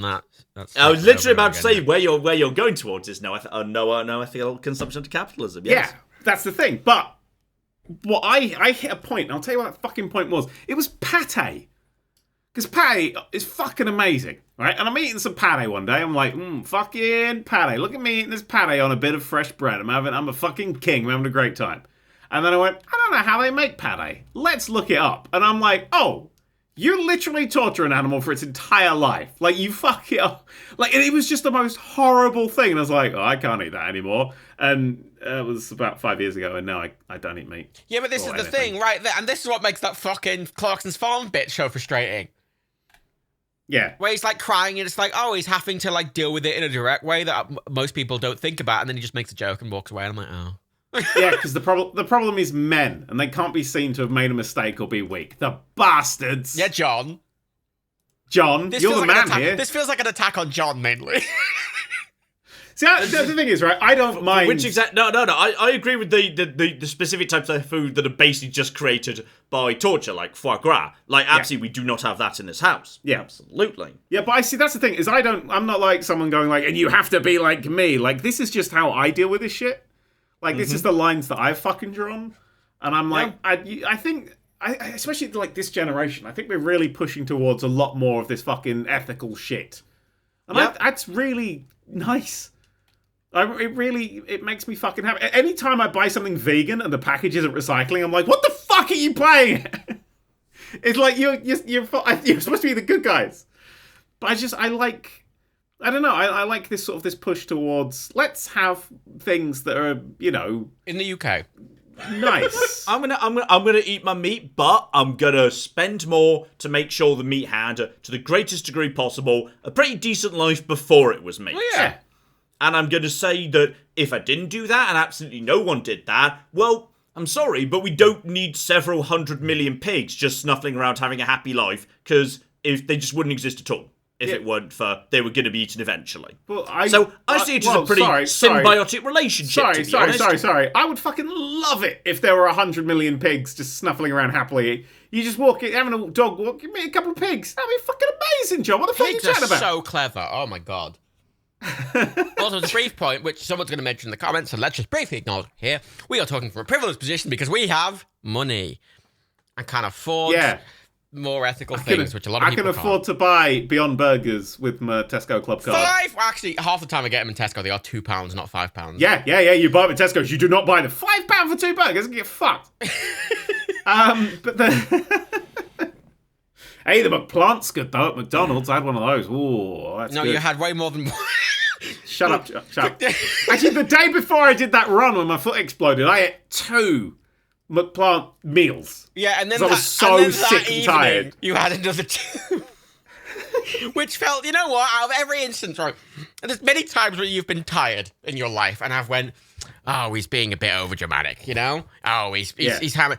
That was the one time I've ever believed you're kind of like, you're kind of complaining fully. And like, with no exaggeration. Because I always... As a rule, right, anything Daniel says, I treat as slightly exaggerated, no matter what it is. Even if it's true, it's slightly exaggerated. He's a writer, and he's a comedian, and he exaggerates everything.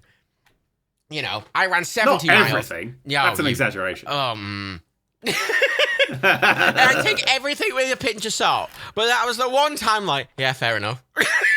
Yeah, fair enough, you're dying. And if anything, you actually underplayed it, which was when I'm really sick, I'm like, I'm fine. Like my legs, I'm literally, 'tis a flesh wound. Yeah, you're like falling down the stairs, and me and Rebecca are like, oh my god, are you okay? And you're like, I'm fine. That bone was always sticking out like that. Yeah, like, have you taken any drugs? No, I don't need them. They made me weird. I don't like them. But anyway, I think. there you have a level of control over the ethical capitalism that you ethically consume. I think we're getting to that point now where you could be like, fuck Nestle. You know, they did horrible shit. Kind of fuck Nestle. When it comes to like buying clothes and shit, I just kind of hope Marks and Spencer's is alright. Can I make a brief question? I have a brief question, right? Yeah, go for it. The title of this podcast... Is it going to offend another group of people? No. Because I can't remember, we've probably offended a lot of people so far tonight. Is this podcast going to be called 9/11 Volcanoes or SJW Cooks? Because we're doing both currently. I don't think anything I've done... I think Bush did Volcanoes works quite well. No, volcanoes don't melt steel beams. I mean, yeah, I like both of those. That's the title. It's going to have a different title on John's channel, I'm telling you that now. Well, no, because Matt writes in the background when he sends me the fucking video. Matt gets to control the title. That's it. John's fucking... Doesn't matter. The first month where it didn't have the name in the background, John named it himself. He gave it a different name, and ever since then... I did, so Matt just said, fuck that, you don't get editorial control over your own content. I asked for your opinion, and you go, whatever, you know? Yeah, anyway, so I'm not saying you should all go be fucking vegetarian shit. It'd be nice, you know, we should all cut down meat eating at least, let's all agree on that. It's probably best to cut some of your meat down just because, you know, the planet's on fire. Just a brief point, actually, relating to that, right? British people... Coming up later in the PodCats, John tries to describe how guillotines work. British people... Rise up, comrades! Why the fuck would you ever buy a non-vegan Greg sausage roll? I don't understand. Because they're cheaper. No, they're the same price. They're cheaper. I've never tried the same any... price. I thought they're 10p cheaper. I don't think I've tried a Greg sausage roll or a Greg's vegan they're both the same price now. Are they? Oh, cool. The vegan sausage rolls are incredible. You don't go out. I understand. But they're both... Okay, what's the difference between the content? Like, do you get more protein or something out of one versus the other? Including taste. No, they're the same price. They have almost exactly the same amount of calories. They taste the same. I prefer it's less greasy, the vegan one. Yeah. There's a nicer, there's none of that really horrible greasy aftertaste. I much prefer the vegan-y one. I think it's nicer. Like, the meat one has a little bit more calories in, like 12. From what Dan's saying, it sounds like maybe it's a bit moister. They have a bit more, they have more fat. I don't know. They have a little bit more fat. Yeah. And actually the vegan one has more protein. Yeah. Vegans. And actually, interestingly, but like, I don't know, as a long-term meat eater, I feel like you can kind of taste the suffering, and I need that, otherwise I can't get the meat one has soy and milk in. Steady on, Clarkson. But here's the thing, they're the same fucking price, right? The vegan one's got more fucking protein in. They have the same amount of... Buy the fucking vegan one. I have a distinct memory from a couple of years ago of meeting my mum, and she went, "Oh, I got you Greg's, and I got you a vegan sausage roll, and I got myself a normal sausage roll." And I went, "Why? Why not just get 2 vegan ones?" She went, "I don't know." And I'm like, "No." Well, I mean, Burger King, their Leicester Square one went all vegan, didn't it? They changed it to just be serving vegan shit. And people got very angry because, as you well know, there is no other place to buy food in Leicester Square. So basically, they were being forced why they've done to that, buy though? vegan stuff. Burger King, they've committed to go, I think, at least 60% plant-based for their entire menu by 2030, or something 80%, something really high. Yeah. But also, Burger King has their plant-based Whopper, which is notably not vegan because every Burger King uses a flame grill, and they only have one of them. And they cook it on the same grill, yeah. Yeah, so them having the plant-based one in Leicester Square, because that grill's not being used for meat things, that plant-based burger can actually be vegan in that ground when it's not anywhere else. But that's one of the big reasons they would do that. Because unlike McDonald's, where they have separate grills, Burger King specifically have a flame grill, which is a big, expensive thing. Okay, hang on. Help me out here.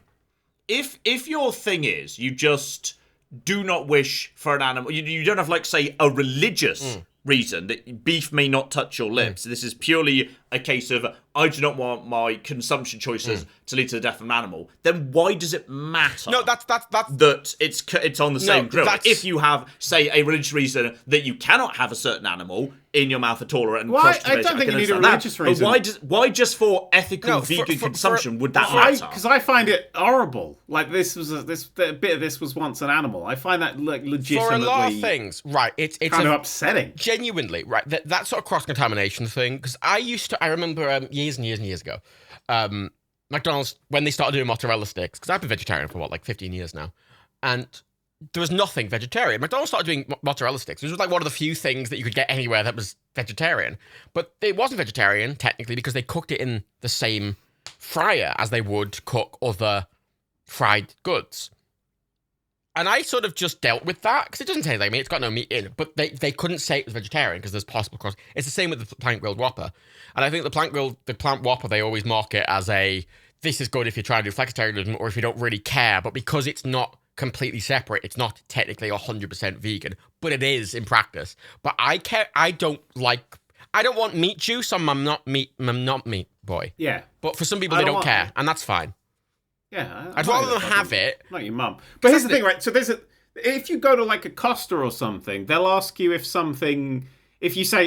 you order a like coconut milk and something, they'll say, is it choice or is it allergies? Preference or allergy, and if you say, if you say allergies, they've got to fucking clean everything down. Yeah. So I love saying that. It's not. Actually, I'm allergic to dairy. But, you love saying it. I'm like, yeah, fucking get some work, bitch. No, I don't say that. Wow. I don't drink. I eat vegan sandwiches. They're very nice.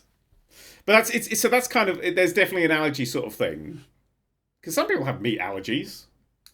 So you got to be careful about that. Also, I mean, when Burger King first launched their plant-based Whopper, they put just normal mayonnaise in it. Yeah, but so now it uses vegan mayo, which is interesting. Oh, vegan mayo's the shit. But there's like some Starbucks, right? They because I used to years and years ago, I used to get like caramel frappuccinos, which is just this big sugary, milky, very coffee-y.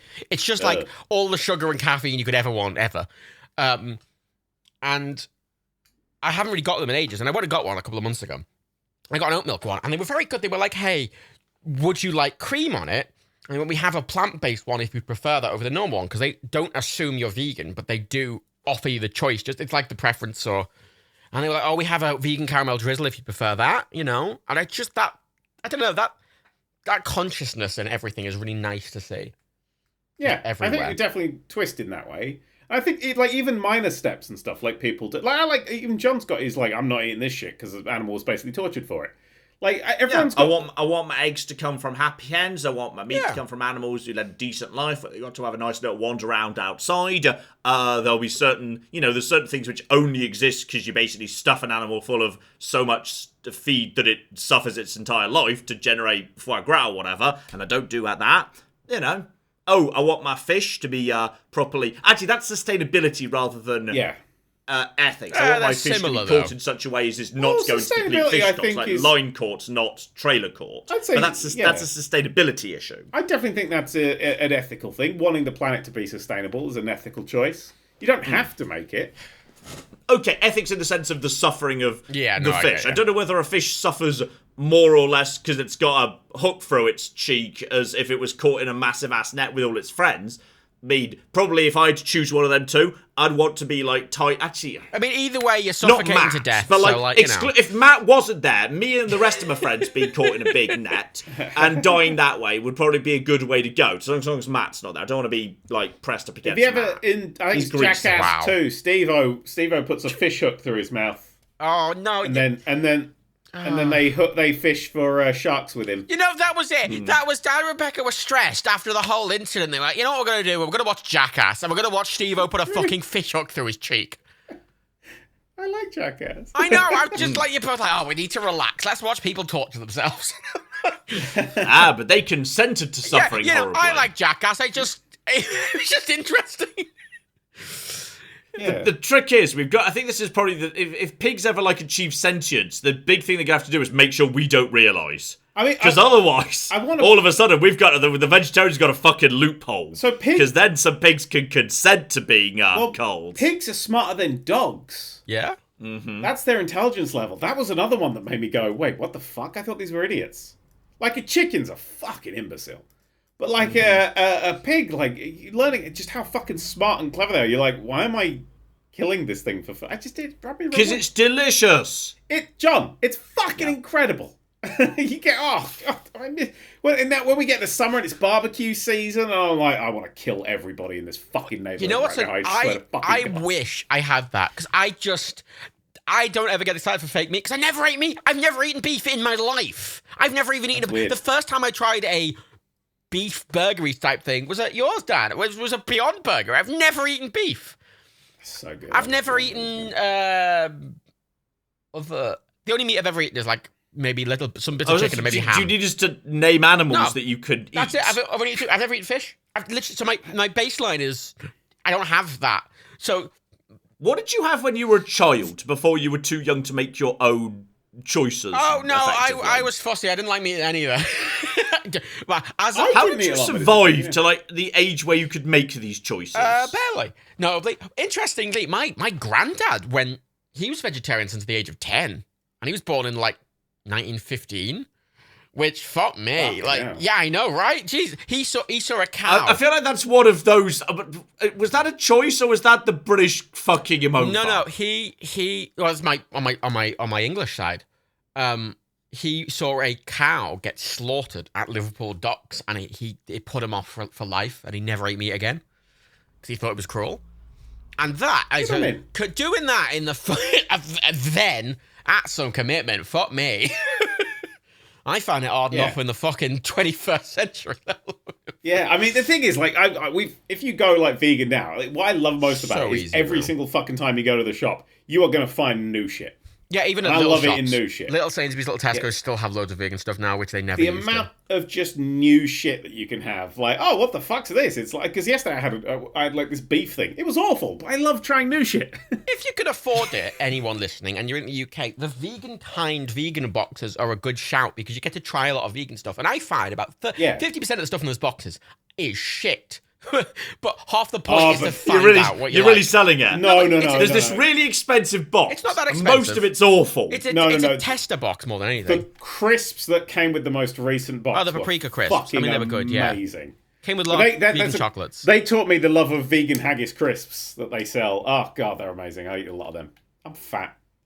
Although I did lose 10 kilos when I was sick in the space of 5 days. They're £8. They're £8 a month, and you get snacks. Sometimes you get little bits of products and other stuff in there. They're good, and it's a good way if you want to try some vegan stuff and you have the money. Yeah, it's all snacky things. You're not going to get like meats or fucking tofu or shit. No, it's just little things to try, little drinky things, little snacky things. As I say, some are shit, but that's the lucky dip of doing vegan stuff. It's where I discovered my absolute fucking love of, I can't remember what fucking company it was. What company was it? I can't remember. They did these, and they don't do them anymore. They might be doing them now actually because it's Easter again. They did these like fucking hot cross bun chocolatey things, and honest to God, they're the nicest thing I've ever had in my entire life. I want them all day, every day in my mouth.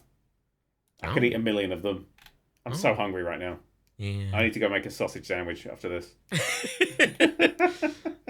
Notably, when I'm at your house, I have a lot more vegan meat than I normally do. Yeah, I mean the thing is, right, because I learned how to cook and stuff. All I do is substitute in the vegan shit now. I don't change anything else. A lot of it you can easily substitute in, can't you? Like, especially just when it's like especially a like thing. oat milks replace milk for stuff like lasagnas and if you're cooking your sauces and stuff. And there's 1,000 different types of meats. And I got a Violife minces. Violife do a fat block, which is just like an actual standard like block of butter, like the standard one you just get in a normal shop. But because it's not a spread, it's actually just like a hard butter, like normal. It acts exactly like normal butter. Unlike like the oily, spready stuff, it tastes exactly like normal butter as well, and you can use it in cooking in exactly the same way. It's amazing. I like the cheese. I like the Violife cheesy things. They're fucking. It doesn't taste like cheese, but it's amazing. Follow your heart cheese tastes like cheese. So fucking hungry now. Hi John. By the way, hi. You still here? Eggs are hard to replace. So I went to go and just slaughter several more pigs. Do you think you could? Do you think you could actually slaughter an animal? Absolutely not. No. I have absolutely, I'm in no way going to kind of, because I've literally discussed this with Claire, because I was like, could we maybe, now we've got a bit of back garden, could we maybe consider getting chickens and shit? And we could have eggs, and when, they've lived a happy life, we could have meat. And Claire was like, I could not kill the chicken. Could you kill the chicken? I definitely couldn't kill the chicken. So we'd cry and be sad when the chicken died of natural causes, and we'd flipping bury it. Well, that's the thing, isn't it? I think most people are definitely not. Most people are only comfortable with it because of the detachedness. Yeah, it's the detachedness that makes it okay. Well, not okay, but it's the detachedness. I'm not going to sit here and say, oh yes, I am in fact whatever the Greek letter male I'm supposed to be pretending to be. I, in fact, if the apocalypse happened tomorrow, would thrive by virtue of I could kill this. I could hunt down an elephant and fucking shiv it, and then we would eat for days. I have debated. No, fuck that. I can't do that. I did a thought experiment a couple of times. The idea of, if everything went to pot, right? I just would die because. Yeah. If I couldn't have a hot shower every day, I would just kill myself. Well, yeah, but like even just like food, I'm like everything I eat requires like 70 ingredients. All the vegan meat stuffs are like there's like 70 different things just like smushed together. I'm like, no, Fennel, fuck this. Jumps out the window. And even simple stuff, like fucking wheat. All the wheat's gone. It's all in fucking Ukraine, innit? All the wheat is all made by Ukraine and Russia. Fuck it. Like. I make? We used to make steel, Daniel. Did we? We used to make steel. We used to make steel. And now we have a banking industry in London for some reason. I don't know why. I don't know why that's what we do. See you on the barricades, comrades. I was going to say, this has become a really fucking liberal. Oh, the masks are off, innit? We're the opposite of that. Was it Dominion guy? This is What's that? Is go down What's that guy? It's that Roman soldier fighting game, the gladiator game. What? Dominion? Something Domina. That one. See the other one he posted? He posted the second one? Did he? He's still going. Oh, Jesus. Good. Don't just the second one. Basically, he's gone off the deep end. Somebody who's just decided to put lunacy and bullshit in their patch notes. The first one was like anti-mask. The second one went super anti-trans. Of course like it is. Wow, it's almost like one of these things leads to the other. And Legitimately, these are patch notes for the game, by the way. Yeah. Mm-hmm. I'd like to point out that on the subreddit not too long ago, people were like, "Oh, you should get rid of these videos," not checking the fact that we already had got rid of those videos like a month before. I had to make that comment because everyone's like, "No, we should get rid of them," and we were like, "No, they shouldn't," and it's like none of you have checked. Just search it. I actually got the quote here. This is what I sent to Matt on the 9th or 10th of March. I put, "Wang these two videos private, could you? Dev just came out as a massive twat." Yes. And I unlisted them. Yep. Yeah. They're unlisted. They're unlisted. We get rid of things. I go for the policy of unlisting unless, because, if you like the video, because you should, I think if you like the video, you should still be able to watch and enjoy the video. However, it's not acting as promotion. We don't advertise it to new people, yeah. No, but I think, as always, if it's ever used for anything untoward, it's just going to go private immediately. Yeah. There's two Dominion videos. There's two. There's our one, the three of us, isn't there? We did a PodCats one, didn't we? Yeah. And, John really liked that game. Yeah. The poor bastard. We did a... Did we? Yeah, years ago. Remember when we started doing the gaming podcast, where we were doing like a... Were we doing it live? Were we doing it live? I think so. We did a period where we started playing a game instead of podcast. Did Emma turn up for one of them? I genuinely don't remember. It's a weird thing. We've been doing this for way too fucking long. Are you sure you haven't invented this? No, we did. Oh shit! I'll tell you what. I went on I finished my stream yesterday and I raided Small who's I've really started enjoying his videos. He does sort of like weird runs in mostly Pokemon and Mario Odyssey games. Stuff like, what happens if every trainer only has level 100 Pokemon? And then we'll beat the game under those circumstances. Yeah, I've seen some of those lads before. They're interesting. Yeah, and what if you only could catch shinies? So he had to restart the game over 1,000 times before his first starter Pokemon was a shiny. Lol. And he ended up resetting the game 16,000 times to just try and get shinies. To try and win anything. But I rated him, and he recognised my name as he do because he's I've been out there for a while, and he was like, and he kind of looked down and was like, I think I've seen some of your videos before. I was like, yeah, I'm a YouTube dinosaur, I've been around. He's like, oh, me too, I've been here for 3 years. Lol. And I'm like, you know what I did? Years. I downloaded TikTok the other day. Oh, right? You fucking spy! Out of pure curiosity, right? And I went on, and at one point I went, hang on, and I searched Nerdcubed. Out of curiosity, there were several. Am I big on the TikToks? There were several TikToks of people being like, "Remember that YouTuber you watched when you were 10?" And I'm like, "Oh my Jesus, oh God!" And they're like adults, and I'm like, "Oh God, no! Oh dear, no! Oh God!" Yeah. Oh, my channel's a tween. It is. That's true. It is a tween. I hope you're giving it the 1,800 calories it needs a day. I definitely don't. We definitely don't. Actually, after this, I got to go play Lego Star Wars for the first time for the channel. My first day back recording today. Well, Jeff, excited. Yeah, very good. All right, show video. So much to do. So much to do. Yeah. That's me basically saying, let's wrap it up. We've been talking for 2.5 hours. So, in summary, Who haven't we offended today? The left. No, that's everybody. I think the left are all right. We're quite liberal in ways. Long live the revolution, comrades. Good night. Bye.